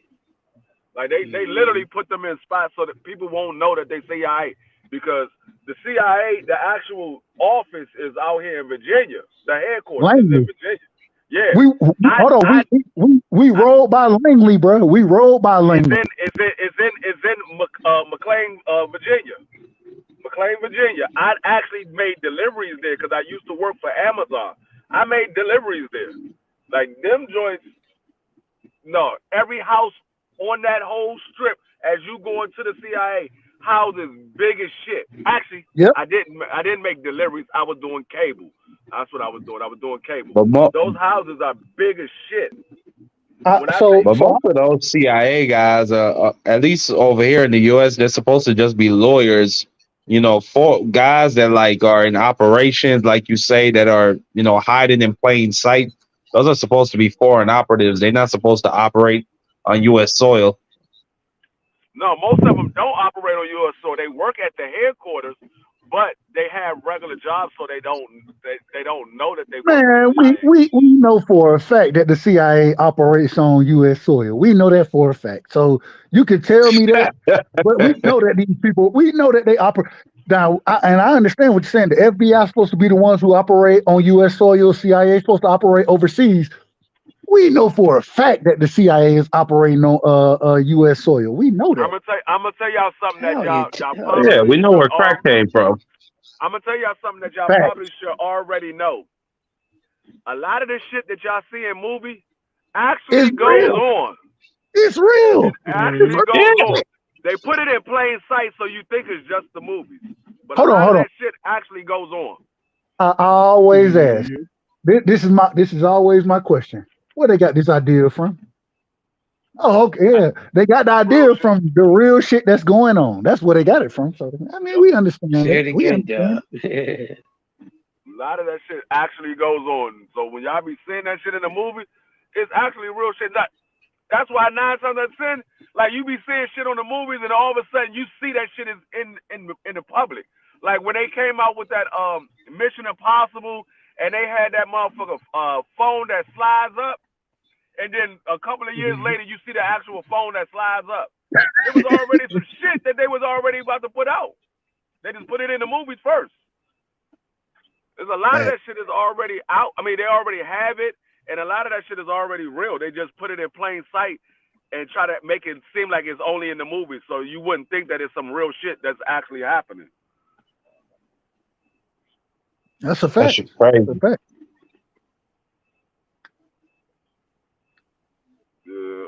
But I'm about to get ready to get up off of here because the Eagles then got blown the fuck out 32-9. They Damn, got all, their these, ass waxed. all these motherfucking teams got blown out this past weekend. The only Yeah. game that was close was the Kansas City game. In the Rams and the Lions Oh yeah, game. the Rams and the Lions. the That was a Rams good and the Lions. That was a No, 1 point game. surprisingly, I thought this would hurt more, but I really just don't give a fuck anymore. This shit, like they have just been trash all year long. Man, fuck these teams, man. Fuck these teams. Third and 2 twice, and they choose to pass the fucking ball. Hey, I've been Dub, saying that the I offensive play calling has been trash. Dub, Just I really fuck them want to tell niggas you, today, man. I'm gonna tell you, Dub, it was really Knockout's fault because the day before he was sitting there bragging about CeeDee Lamb this, CeeDee Lamb that, and then I told him what was going to happen. That man was bragging too much, and then all of a sudden they laid their eggs. CeeDee went out there and looked like the man. Now I understand. I don't even know how many passes he caught because, like I said, I stopped watching that motherfucker in the damn mid of the third. But in the early in the game, this man he dropping passes, passes going through his hand. I'm like, what? CeeDee, what the fuck are you doing? You said you turned it off halfway through the third quarter. It wasn't even. It was like 9 minutes left in the third quarter. I was like, "Fuck this! I'm not watching." At that time, CeeDee Lamb only had 51 yards. Yeah, he didn't start catching the ball until the fourth quarter. He only had 51 yards at that time. I don't know how many catches he had. I don't know how many yards he had, and I really don't give a damn because it didn't do shit to win the game. So fuck him.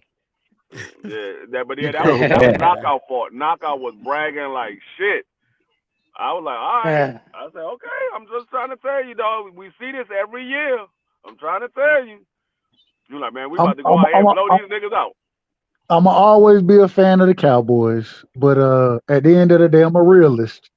And I'm going to just, hey, fuck them, man. Fuck them motherfuckers right now. Fuck them. Hey, I'm the same way when it comes to my team. Glad we're on the same I'm going to page. be a Washington Commander fan.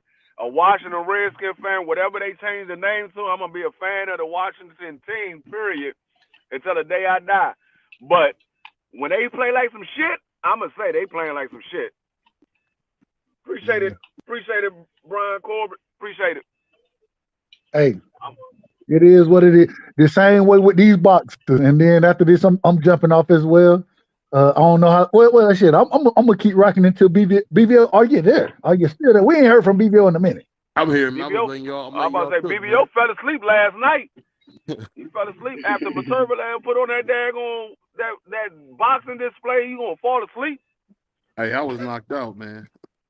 Hey, it happened to the best of us. I ain't mad at you. Ain't mad at you. Hey, all I'm gonna say is that the same way I'm gonna keep it real about the Cowboy, I'm gonna do the same with boxing. I'm gonna keep it a book. So we heard the truth. Now you gonna keep it real about T.O., man? No more lies. Well, you the only one who lie about T.O. No, exactly. You the only one. This man said T.O. is Floyd Mayweather and Oscar De La Hoya in one body. I'm like, Lord, oh my God. Lord have mercy. Oh my God. Man, Wow. Y'all don't see Pretty Boy. I'm telling you, when he beat Devin Haney, it's gonna be like when Devin Haney beat your boy in Atlantic City, man. Wait a minute. Let me hold on. All right. BVO. Sure. Just break this down to me. Uh-huh. Because we all agree, right, that once you get in the boxing ring, regardless whether it's Errol Spence, Lomachenko, Mr. Gary Russell, there are no excuses once you step into the ring. Once you step in there, you got to stand on yours, right? Right. Yep. So against George Kambosos, how did T.O. lose that fight? Oh, all jokes aside, the reason T.O. lost that fight is T.O. has had an issue with focus. So it's nothing to make a excuse on, but him trying to get the extra money with Triller. That fight got dragged out. His training camp got canceled. We could make a bunch of excuses. At the end of the day, he didn't execute the game plan. He didn't do well. So basically, what you're saying is T.O. got outboxed. He got beat. And he got beat. And the thing I'm gonna say is George Kambosos is tough. He's like the split decision king. When he beat T.O. was a split decision. So it's not like it was Devin beat the dog shit out this man in 2 fights back to back in Australia. Both of them. Unanimously in both of them. In Australia. I get. Listen, this is what you're trying to do is fair. I'm not trying to do nothing. I'm asking you. You the one talking about T.O. No, I'm not trying to dog Devin Haney. I just think when T.O. beat him, it's gonna be like when Floyd beat Arturo Gotti, and it's gonna set him on to bigger and better things. He just got to get Devin out the way. I don't know what's going on. It's on T.O. at this point. Why didn't T.O. fight Devin after Lomachenko? I don't know, man. I tell you the truth, I really don't know. Thank you. The scheme. At least this is the first time that you've been honest. I'm glad to finally hear you be honest, because all that other stuff. Oh, he tried to get the fight with Devin, and Devin didn't want. No, you know daggone well. You saw the video just like we saw the video. That man T.O. did not want that fight. I mean, if you look at the footage, it looked like T.O. was going to hurt Devin. I'm talking about if you just look at the footage, the way he was talking to him, you don't want to do it. You don't want to do it. Like he just, a man in my face telling me you don't want to do it, man. Those is fighting words. Violin music, please. Wah, wah, wah, wah. So my whole thing is, if you think the fight is easy, I keep saying it over and over again. Why not go get easy money? I don't know nobody that want to work hard for their money. They want to work as easy and as light as possible for their money. So if it's easy work, I'm going to go get it. D-Free, they all know that Devin ain't easy work. Everybody knows that Devin ain't easy work. But T.O. would be. That's the thing. But T.O. would be. Then why did he try to fight Kambosos instead of Devin? Because he was trying to make some money, man. We all make mistakes. He could have made more money fighting Devin. That's the thing. See, he only made 2. You know, it's okay. I'm gonna say this. It's just like when people say, "Why didn't Lomachenko go and fight Devin?" If he would have fought Devin when he initially could have, Devin was like a young kid, so he wouldn't have got credit anyway for beating him. No, go beat his ass. Because if you beat his ass, then if you beat him, then you don't have to worry about losing to him like you lost to him. But see, that's not true, because my favorite fighter Jermell Charlo never get credit for beating Erickson Luber. He never get credit for beating Erickson. We definitely gave that man. What are you talking about? No, what are you talking about? That was a candidate for knockout of the year. What are you No, talking what about? I'm saying is you never my. hear people say Jermell beat Erickson Lubin. They never bring that up. They bring up I give this man credit all day for winning that. I give Jermell Charlo. I even against Tony Harrison when he lost the first fight and came back. I give him credit for going back in there and avenging his loss against Castaño when he had the draw. I give him credit for him going back and knocking that man out. What are you talking about? What I'm not see. This is the thing, Dub. You personalizing what I'm saying. It's not you. I'm talking about. I be getting. Overall, he's saying. In my comments, man, I hear this all the time. Oh, you only going for black fighters. You just that and the third. At the end of the day, I try my best to be very, very unbiased, and I tell you what I see, and that's it. And it's like whenever I'm talking to other people on panels, they're making it seem as if BBO, the most unbiased guy, is being biased about something. I already told who my favorite fighter was, Jermell Charlo. I picked against Jermell. Be free to tell you, I picked against my favorite fighter when he came in there with a living legend like Canelo. So I'm just saying, not you, not Crush, but I like how T.O. moves, man. And people don't really, they're not going to appreciate this man until he retires, man. The dude keeps saying he want to be great, man. I have no problem with how T.O. move outside of him ducking Devin. I have no problem with it. Exactly. So you keep pushing an agenda, Dub. You keep saying I'm not pushing. Ain't no agenda. That's what happened, BBO. It's not an agenda when it's the truth. So people speak on narratives, right? You know what's so interesting? What's that? A narrative, regardless of what the narrative is, right? Uh-huh. I ain't saying every narrative is truth, but what I'm saying is a narrative is somebody telling a story and putting the pieces together. So there's no narrative that I'm trying to push. What I'm saying is from everything that I saw, this man could have fought Devin or Teofimo, Devin or George Kambosos. The majority of individuals had no clue who George Kambosos was. Right. According to T.O. Sr., if we can make $10 million fighting whatever his name is, the man didn't even know didn't know Kambosos' name. If we can make $10 million in Australia, why wouldn't we? And then they went out there and proceeded to make the same thing they've been making. What are we talking about? And then lost the fight. No, it's then ridiculous. he couldn't even make $10 million because nobody wanted to pay $10 million for the fight. Triller was the one that jumped out on a limb and offered $6 million. Bob only offered $2 million, and DeJong offered $3 million. PBC said, "Fuck that fight altogether." Hey, this is my thing. This is my thing, and I know we probably never get this. This is just me speaking hypothetically. I think, we could talk about his past, where he's been, the things that he's done, but Bill Haney is one of the best promoters in boxing. If Teofimo had a promoter like him, it would be a different level. It's just, I'm telling you, man, this is Mayweather, bro. I don't know if you remember when he was Pretty Boy, he didn't get a lot of credit, man. This is Mayweather all over. I'm glad you said that about Bill, because that's all of the more reason why T.O. should have fought him. Because you just said Bill is one of the best promoters in boxing. You don't think Bill would have built that fight up?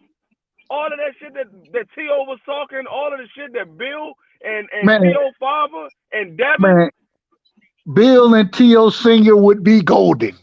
I swear to God. Hey, I would watch the press conference just to hear them two motherfuckers talk, bro. That would have been built up.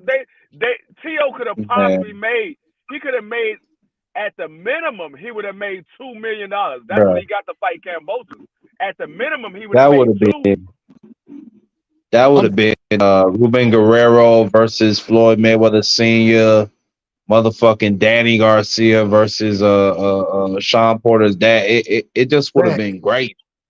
No way that shit would have went viral. Hey, go ahead. we sat here and watched the fight that we all, well, I don't know if we all did, because I ain't saying y'all on the panel. I ain't saying nobody on the panel. I watched a great promotion for Devin and Regis, and Devin and Regis, really, it wasn't them that really, I mean, they did have a good conversation. You know what I'm saying? I like the conversation talk that they had, but it was more Bill and what's the physical trainer. The drug guy. Physical trainer. Dwayne Tolbert. Hold on, and shout out to BVO for having that interview. If y'all didn't check that interview out, shout out to BVO. That was probably the best promoted fight of the year, the way that they promoted that fight. And so I want to see Devin, I want to see Bill and T.O. Senior talking their shit. I want to see it because that's what they're gonna do. At the same time, I want to see that. I want to see the fight. That's what it's about, and I feel like individual has started looking for other ways, and I hate to say it, we are in a ducking culture right now. When individuals tell you it doesn't, the fight doesn't make sense because of the money. The fight doesn't make sense because of the sales and all this other type of stuff. We in a ducking culture. That's BVO, what we're in right now. This is what you don't realize, BVO. This is what you don't realize. We want to see Devin and T.O. because we believe that T.O. is one of the best. We want to see the best fights. We believe that he's one of the best.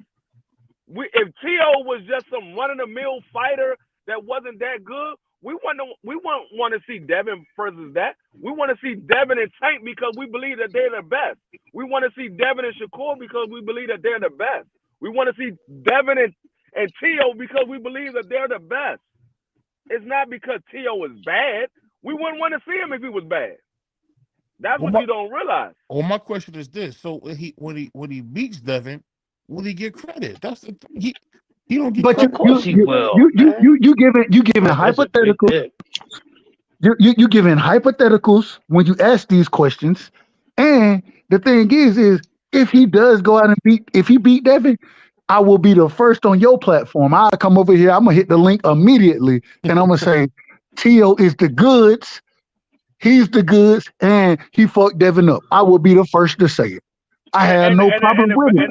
The bad thing about it is he has the ability to be able to beat Devin. I just don't think he has the heart. He has the ability to be able to beat Devin. He got the skill set. I don't think he got the skill. I don't think he got the skills to beat Devin. I don't think he got the skills. I'm not saying that. No, when I say he got the skills is he does have the skills. He got good footwork. He got great boxing ability. He got decent power. Now, can he put it all together? That's another question. If he could put it all together, even if he put it all together, all of those tangibles. Even if he put it all together, styles make fights, like we know, and hence the reason I'm picking Jermaine Ortiz to beat T.O. is because T.O. struggles with certain styles. Yeah, but what I'm saying is he had all the tangible because in order to beat somebody like Devin or Shakur or Tank, you have to have those tangibles. You have to have good footwork, good boxing ability, decent power. You have to have those. If you don't got those, you're not beating none of those guys. But you also have to have the ability to be first, because the majority of these fighters that we're talking about now, Tank, I don't know what Tank. The reason I don't know is because he's fought in the same fighter, not the same fighter, but the same style of fighter for so long. Yeah. That I don't know with Tank, but with a Devin, a Shakur, I know that they understand boxing. Devin, when he fought Lomachenko, one thing he made sure is that he was like, shit, I gotta push Lomachenko back to win the fight. If I don't push Lomachenko back, you know what I'm saying, then I'm gonna struggle in this fight, because that's what Lomachenko struggles at. And so when it comes to those type of things, I just think that it's hard. It's hard for me to say that T.O. can fight every style. Like I think Shakur can fight every style. I think Devin can fight every style. I think Bud can fight every style. There is Boots. I think he can fight every style. Even though he did show the ability to struggle to cut the ring off. So I think he'll grow from that. Go ahead. I think that was that caught him by surprise, man, because we seen that guy cut the ring off before that Cameron fight, and they just didn't do enough studying on that goddamn dude, man. That dude never fought like that ever before. I mean, when he got in the ring, Exactly. he never fought like that. But Agreed. But at the same time, you got to be prepared for that. This is the thing I'm saying, and this might be missed, you know, maybe because Tio is Spanish or whatever. But Stop bringing race into it, nigga. Hey, bro, he ain't Spanish. He Latino, man. Yeah, I'm gonna call you that. I called you that. Yeah, I said it. You're damn right. I said it. Hey, man. And I meant no disrespect whatsoever. I meant no disrespect. Hey, you talk to me like that on D Free's birthday? That's crazy. But I say this, man. Happy birthday, D Free. Happy birthday again. Happy birthday. Oh, happy anniversary, D Free. Appreciate it. Hey, man, 50 years old, man. Hey, bro, right side. Guess what? Salute to my man, Free, man. 50 years old, the big 5-0. No, he told him 50. I ain't That man ain't 60. 50. I ain't 50. I'm Nah, 48. you 49. He I'm 48. 48. 48. Yeah, he 48. Oh, you 48.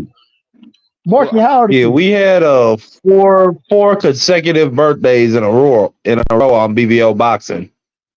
Yeah. Marky, how old are you? I'm 24. Oh, you a jit. Yeah. And you know what's so funny, man? That nigga still got dry Similac on the side of his mouth. Yeah, hey, I mean, wet behind the ears, breath smelling like Similac. You know what's so funny when you say that, Mark? It make me laugh a little bit because I'm thinking like, man, I was 24 almost 10 years ago. That's crazy. Yeah, me too. Hey, I was 24. I was 24 years ago. Yeah. BBO, what you 89, baby? No, I was born in 1990. I was 24 30 years ago. Goddamn shit. Damn, crazy. Yeah. 54? Yeah. I knew. I knew that though. I didn't know that. But what this is what I say. Bro, D3, you don't look that old, bro. That shit is crazy. Hey, I get it. I get it all the time. Everybody be like, "Damn, you 48?" I mean, well, at the time they was like, "You 47?" I'm like, "Yeah." I'm like, "I'm a grandfather." But they was like, "Damn, I thought you was in your late 20s, early 30s. I didn't think you was that damn old." Bro, my mama is 50. Accent, man. My mama is 55 right now, bro. 55. Yeah, see, my mom. It's funny you said. My mom just is about to turn 54. Okay, my bad, right side. Yup, I'm the same age as y'all parents. That's crazy. Damn. Respect your elders. I'm messing with y'all.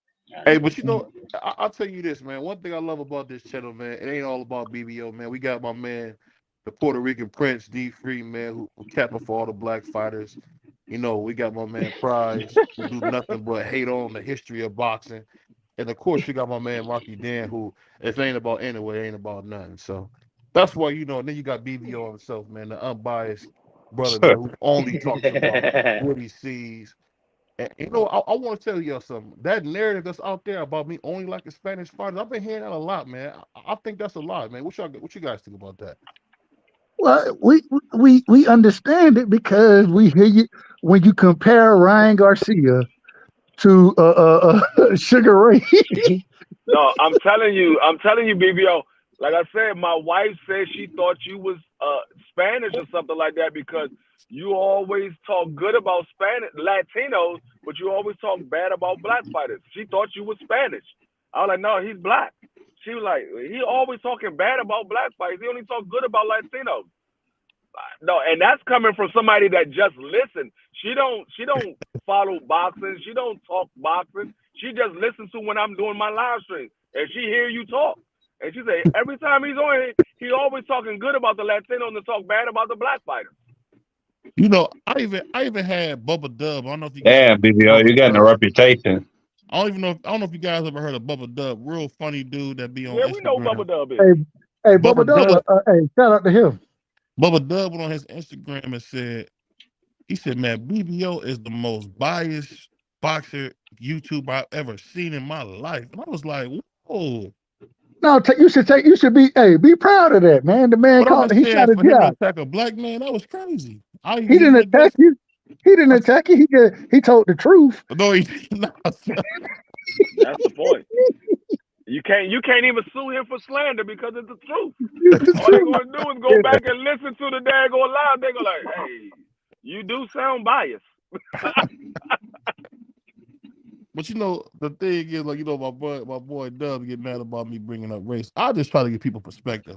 I don't know what Dub you thinking I'll be saying when I bring up race. I just try to give people perspective about what's going on. I'm gonna tell you, my problem with you bringing up race is this. I don't give a damn if you're Spanish, if you're Mexican, or well, I don't know if Mexican and Spanish is the same. I don't even know. All I'm saying, no, I don't give a damn. Spanish or European, Mexicans or Latinos. I don't care where you're from. If you can fight, you can fight. And that's how I look at it. Yeah, I love individuals who can fight. No, So, and my problem is when you bring race up, then what it seemed like you're trying to do, and I've said this for a long time, not on this show, but just in general, race is just another way to separate the people. At the end of the day, I think we all live very similar lives. I think we all live very similar lives. And so when you bring up race, the reason I have a problem with it is because when it's boxing, we're talking boxing. That's like me bringing Peja Stojakovic was a hell of a basketball player, an NBA player. Yes, he was. Guess what? Yeah. I'm going to give him credit. Vlade Divac, that man could play his ass off. Yeah, and I ain't got no problem with where they from. I have no problem with that. Dirk Nowitzki is a hell of a ball player, too. A hell of a player. And so when you bring up race, John Stockton, all of them. When you bring up race, what it feels like and what it seems like you're doing is you're trying to separate the people according to race. And anybody trying to separate the people, I'm an individual. Anybody who didn't talk to me, they know I love everybody. Unless you didn't, hell, even if you done did something bad to me, I still got love for you because that's the individual I am.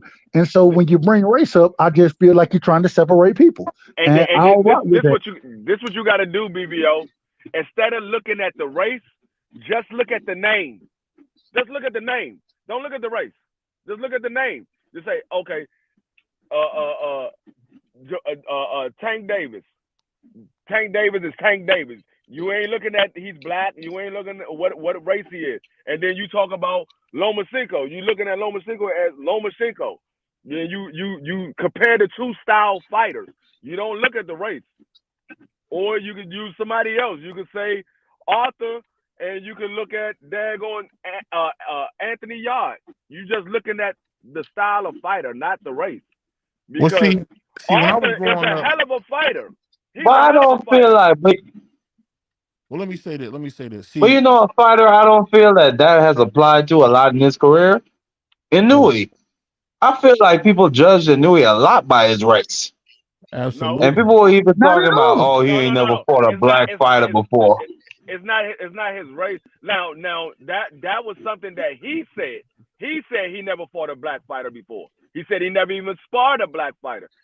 He did say that, but he did say that, but people trying to hold that against him.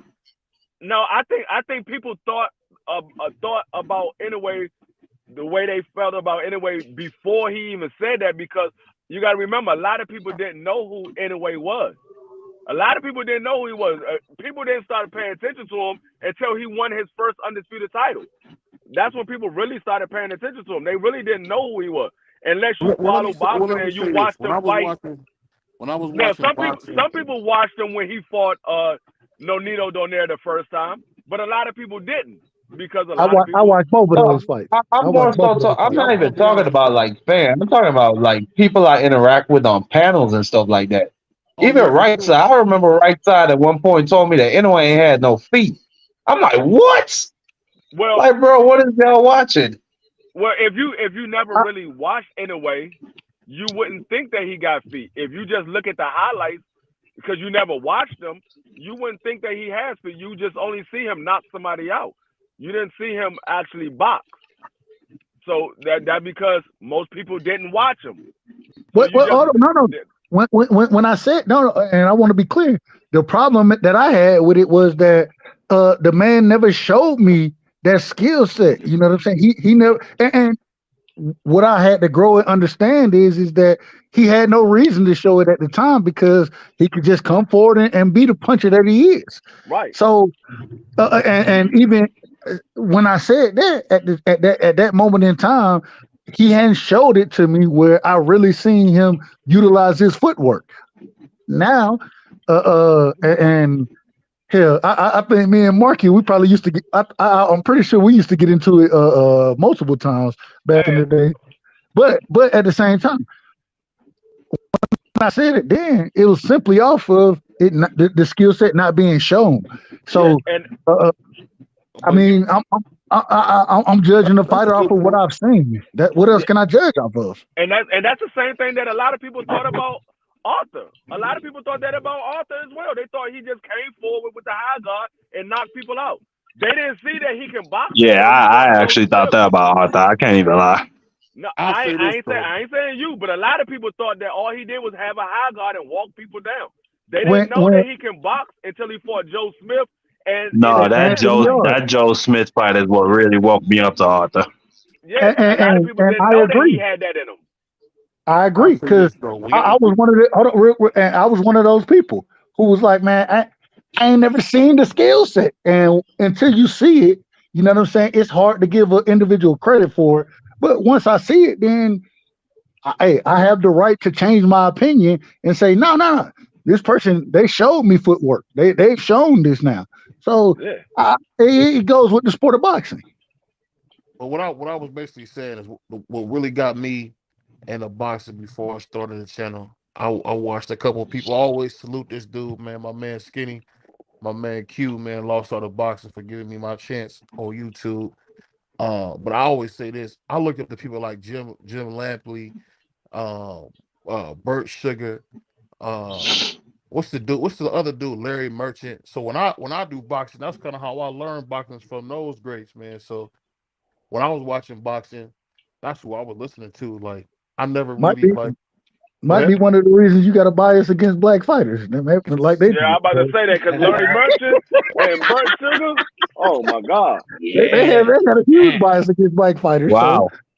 Well, Larry Merchant was the one who was writing those newspaper articles about Sonny Liston. Yeah, and Larry Merchant I think he really had a personal vendetta against Floyd. He did not like Floyd. And Bernard. And When Floyd called that man out in the ring, that was one of the greatest moments in boxing, in my opinion. Right. When he said, "You're not gonna give me a chance anyways, man. Fuck you, man. Fuck what you talking about. You ain't gonna give me a chance." I love the fact that HBO boxing died after Floyd left. It just slowly, though surely, died. I mean, because bro, they treated their biggest product like shit. That's what every time out, bro. They always had something to say. Now it makes sense. Now we know why BBO thinks the way he thinks. Okay, now it makes sense. It do make sense. It do make sense. So. How does that make sense? Yeah. You got the same bias you learned from watching Jim Lampley and them. Yeah, you got the same bias that they had. Now it makes sense. That's who you look to learn the sport of boxing. Now looking at them. That's why you think the Sweet Signs is Rock'em Sock'em Robot. Hold on. We just had a big echo. Can y'all hear me now? That's what you said. You said that's the Sweet Signs. Rock'em Sock'em Robot. Fix your mic, BBO. Fix your mic, BBO. Y'all can hear me? No, you good. You good, yeah, Mark. BBO dropped off. Yeah. His probably had bad reception. No, he ain't have bad reception. We were just slaughtering his ass, and the reason that shout out to BBO. Oh man, now it makes sense. It makes more sense now because I'm like, okay, why the fuck do he not give credit to black fighters? Now and Larry Merchant, he was a petty motherfucker. I remember he hated Chris Bird. Any chance he got to talk some shit about Chris Bird, he did it. It didn't matter what Chris Burke landed a 10-punch combination. That nigga would talk shit about this man. Hey. He'd be like, "Oh, he has an unmanly style of fighting." Hey, he only landed 3 of those punches. Most of those punches hit air. We were like, hold on, bro. I watched this man piece this dude up, and you telling me let me see what I saw? What are you talking about? Just a dry, hating ass nigga, bro. Man, Larry Merchant. And then he get in their face trying to talk shit in the interviews. Oh God. Larry Merchant. I don't know what it was that Floyd did. I don't know if he turned him down for an interview or something, but that man did not like Floyd. Hey, that nigga said, "Hey, if I was 25 years young, I would have kicked your ass." Floyd said you wouldn't have did shit. He would have beat the shit out you, bro. What are you talking about? He's 25 years younger. He still be an old man. 25 years younger, you'd have just been legal enough for Floyd to whoop your ass. Hey, look, 25 years younger, the man still would have been 50. No. I think he said if he was 50 years younger. Matter of fact, is that what he said? I know. Yeah. He basically said if he was around the same age as Floyd said you wouldn't do shit. You wouldn't do it. Kill that man. No. He couldn't even beat Floyd Sr. at the age. No. You know what he was really saying? If he was 50 years younger, it would have been back at Larry Merchant's time. Larry Merchant would have been able to do what the fuck he wanted to do. Floyd wouldn't have been able to hit that white man. Shit. Hey, would have went straight to jail. They would have grabbed his black ass and took him straight to jail. No, would have been no question. Larry Merchant would have wrote an article saying about how he was attacked by a savage male. Might have lynched him at the time back then. So it is what it is. Hey, but for y'all to say Jim Lampley or I know Larry Merchant, but Jim Lampley was biased. What? Jim Lancey. He called Floyd Mayweather a son of a bitch. No, Jim Lancey was a company man. If it wasn't something that the company liked, Jim Lancey wasn't going for it. He was a company man. I feel telling you, bro. He was one of the first dudes saying Floyd was great, though. I don't know if y'all remember that. He's one of the first ones saying that Floyd was special. He might have said Floyd was special, but at a certain point, he stopped liking Floyd. Bro, you can watch. Yeah, I think it was around after he came back from. You said what? I think it was after what's the name of the dude that beat Zab in New York? Baltimore. Costas who? Baltimore. It was around the Baltimore fight where Baltimore. Where Floyd broke his hand and had a boring ass fight. And that's when Jim started really talking shit about him. Yeah, because before Floyd got older, man, and got boring, he was an action-packed fighter. I mean, Floyd was never boring. None of Floyd's fights was ever boring. I don't know what fight you watched. Hold on. I've watched all of Floyd's 50 fights. None of them was ever boring. BVO, let me ask a question. Well, a couple of them were. I ain't gonna say none of them. Hold on. I just want to ask a quick question. What makes a fight boring? When a guy don't press the action, when a guy comes and wastes his fans' money, like a guy like Mike Tyson, Sugar Ray Leonard, those type of guys, Tommy Morrison, those guys didn't waste your money. I mean, if you like boring fighters, that's what I'm not the biggest fan of Devin, because I don't think he mean to, but at times he does that same old classic black fighter thing where he just is boring. He want to jab, not get hit. He don't want to. And there we have it, people. BVO just said it himself. That same type of black fighter. That's what BVO just said. That's what he just said. Sound like Larry Merchant to me. Sound like Larry Merchant. There it is. I'm gonna tell you like this. The only fight that I've seen from Devin Haney that was boring was Kambosos one. Agreed. And that was because Kambosos didn't do Wasn't good enough to even make it competitive. That's the only reason. That's the only fight that I seen of Devin Haney that was boring. All the rest of the fights, Devin Haney was fighting in the pocket. I don't know what fight you was watching. He fought JoJo Diaz in the pocket. He fought The Gamboa fight was boring. It got so bad. It got so bad that I sat here and I was like, bro, me being a Devin fan, I said, this man is continuously fighting the wrong fight. He can make these fights so much easier. He can make them so much easier, but he was going out there trying to be impressive, trying to make it exciting. And the only problem was is that the individual he was fighting couldn't lay shit on him. He was beating the shit out of these people. Hey, DS, what are you talking about as far as boring fights go? So I can't roast you, but you know if I find out what you look like, you know I'll cook you, bro. So BBO don't care about roasting. But I'll say this, man. I'll tell you a boring fight. Cool. A boring fight was the goddamn Shakur Stevenson fight. That shit was boring. He's one of the most boring fighters in boxing. The Canelo Alvarez and Jermell Charlo fight. That shit was boring. But see, that's what gets me because I don't know about y'all. When I first started listening to YouTube, I used to love a show. It might be controversial. I used to listen to Dante's Boxing Nation all the time, and he would be on there like making up all these boogeymen and stuff. Like, oh, this is that, this is this. But the thing I liked was that I felt like Dante was trying to be straightforward. So just like Dante's Boxing Nation, salute to him.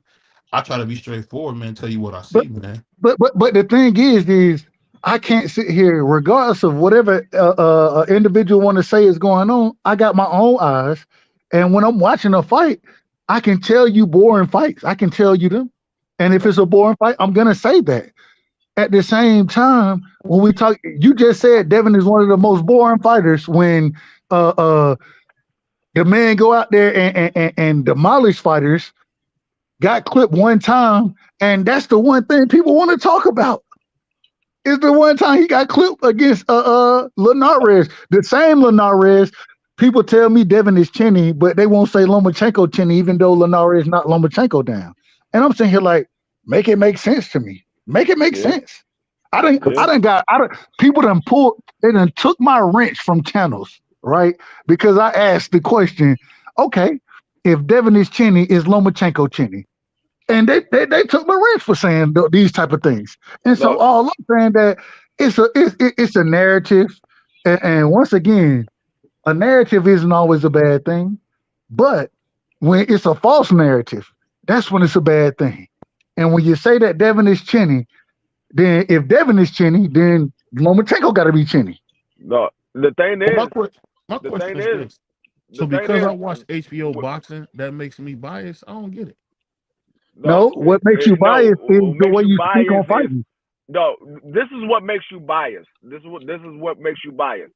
When you only see the good in one side and you see the bad that the other side does, but when that one side that you see the good in does the same thing that the other side do, you don't see no bad in it. That's what makes you biased. This is the biasness that we see. Some type of way, Ryan Garcia, an individual who's never been a true champion, an individual who's never won. He's been a champion, Dub. Stop playing. He was silver champion at 135. No, once again, if you listen to what I said, a true champion. I didn't say interim belt. I said a true champion. Oh, silver belt. That's what I said. That's what I said. Hold up. That's the bias right there. That's the bias right there. We ain't gotta go no further. Because when it comes to Tank Davis, he got a Mickey Mouse belt. So if you count off for Tank, gotta count off for Ryan. He said Tank Davis got a Mickey Mouse belt. We don't count those. But now you want to count Ryan Garcia's interim belt. That's the biasness. But see, this finish your point, Dub. I'm gonna interrupt your point. Go ahead, bro. Now, and I'm agreeing with D Free. The thing is, when you say this individual, who once again never been a true champion, is of the ilk of Sugar Ray, and then you compare somebody who has been a true champion, an undisputed champion, a two-division champion, to Paulo Malignaggi, I just don't understand it. It just seems like blatant bias to me. So Paulie was a bum now? Nobody said that. Nobody said that. Okay. What I'm saying is that is Paulie on the level of Sugar Ray? I wouldn't say so. And so now you're putting an individual that, once again, never been a champion, lost the tank, has had, I ain't gonna say controversial fights, but has fought lesser competition. You're putting this individual in the realm of Sugar Ray, and you're putting the undisputed champion, a 2-division champion, in the realm of Paulie. It doesn't make sense. Champion. Well, let me say that I know you're a basketball player. Hold on, wait. I want you to answer that point first. I want you to address that point first. Let me answer it for you. So you're a basketball player. So I'm gonna bring one easy for you, bro. So there's a guy named Kobe Bryant. There's a guy named Vince Carter. I think Devin Haney has a lot of Kobe Bryant work ethic. I think Ryan is very naturally talented and gifted, like Vince. I just haven't seen Ryan decide, just like Vince never decided to be great. Vince stopped being an all-star at 32 years old. Who was better? Listen, Kobe stopped being an all-star at 35. But we all knew, watching Kobe and Vince Young, we knew Vince had more talent than Kobe. It was apparent. And what I'm saying is no, we didn't know that. No, we didn't know that. I'm talking about natural skills, Dub. I'm talking about the guy can shoot the three. You remember, man, stop playing, man. When we was all, I don't know how, I think he was like 12.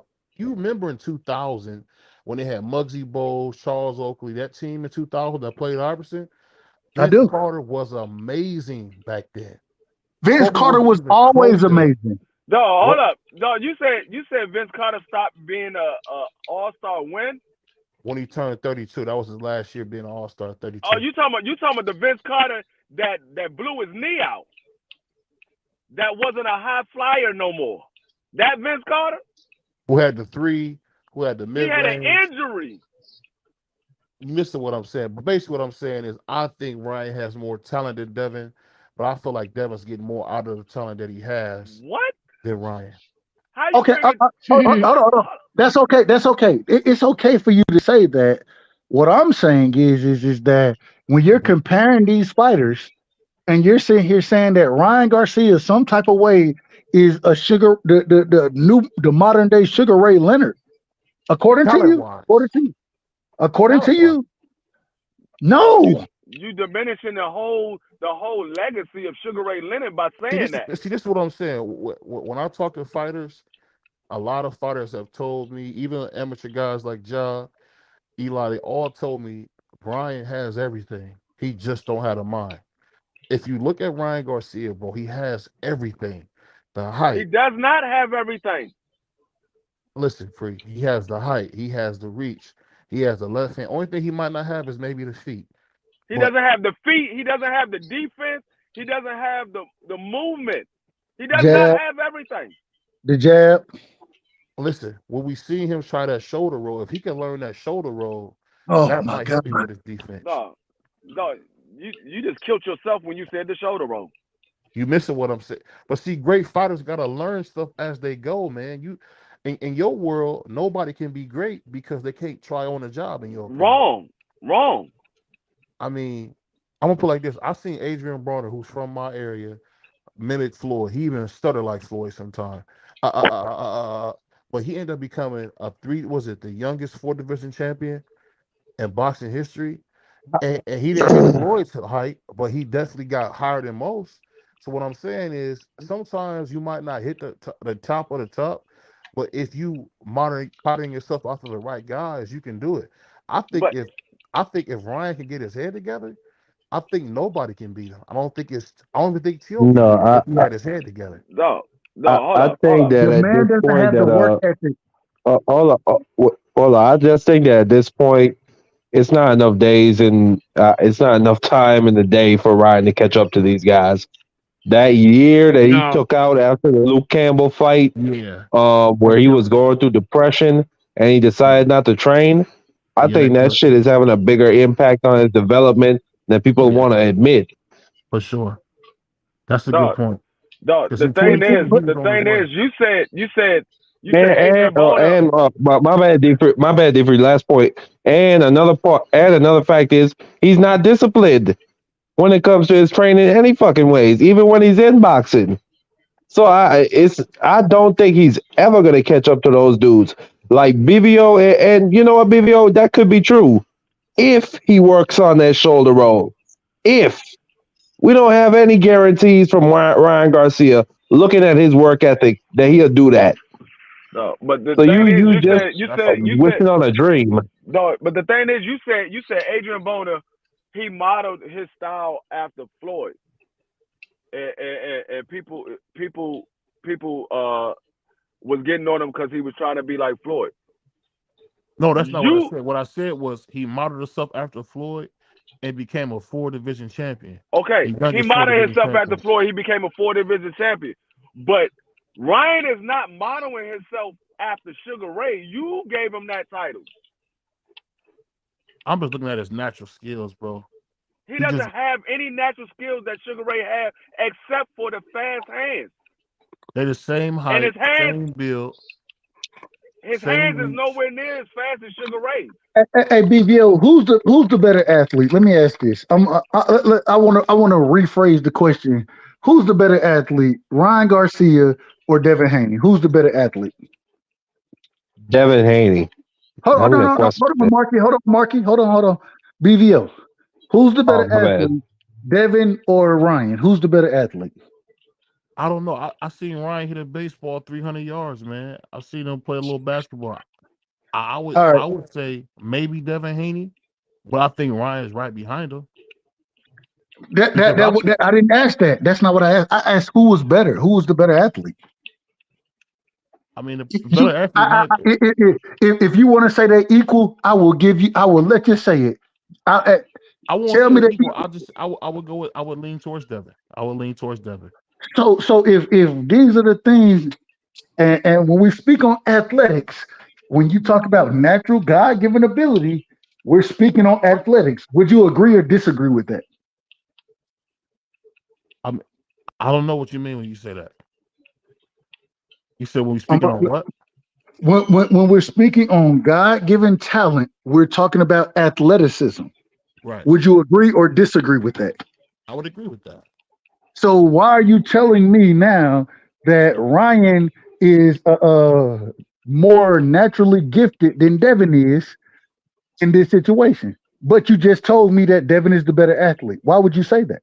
Because Devin isn't tall. Devin is small. He's only 5. He's only like 5'8", 5'7.5". Ryan's a full 5'10", almost 5'11". Devin has a 71 arm reach, and Ryan has a 69 arm reach. What are we saying? I'm just saying it's the bigger guy, the bigger friend. I don't know. I feel like this. Hold up, Ryan is this is why we say you biased, because even when with a 70-inch arm reach, why are you giving him 5'10", 5'11"? But when I'm asking these questions, you can answer and tell me that Devin is the more athletically gifted individual, the individual who's going to train harder, more disciplined, right? But then you're going to say, well, but Devin is Paulie and Ryan is Sugar. I mean, it doesn't make sense. It doesn't add up. Let me say this, man. Let me say this, and I'm gonna clear up a lot of stuff right here, right now, right here on the BBO Boxing Roll with the Punch podcast. It's your boy BBO Boxing. It's your boy D3, the Puerto Rican Prince.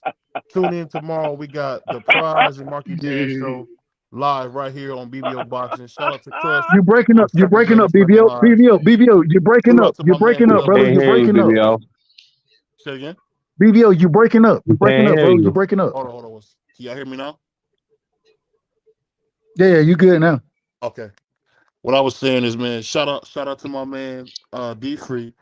Don't miss the Prize and Marky Dan show coming on tomorrow. I think it's like what y'all doing at 8 or 7. What time y'all doing it, Mark?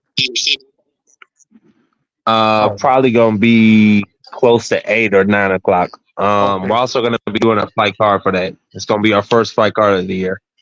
So tune in if you want to see some fun fights. We're gonna have some fun, man. You don't want to miss it, man. Shout out to my man Dub Right Side. He definitely is my brother, no matter what he say. I know come February 8th, we about to get paid, man. It's your boy BBO Boxing, and we gone. Peace. Let's see. Oh, we boxing? Yeah, we boxing. I need that belt like it ain't no other option. So we punching and weeping and blocking. Defeat ain't an option. Let them know. Shoot a video, put it on BVO. Let them know. Every time I punch, it's a heavy blow. BVO, bound to hit like bricks cause it was set in stone. Let them know. I ain't getting body, but I'ma hit this flow. Yeah, way more than a show. This is BVO. This how it's finna go. I'ma throw some jabs. Make them think my punch is weaker than I hook his ass. This the ring, not the kitchen, but I'ma cook his ass. Me and him, that's a pro versus the rookie class. All my life I had to fight, but I still love it. Me and BVO got moves that you can't steal from us.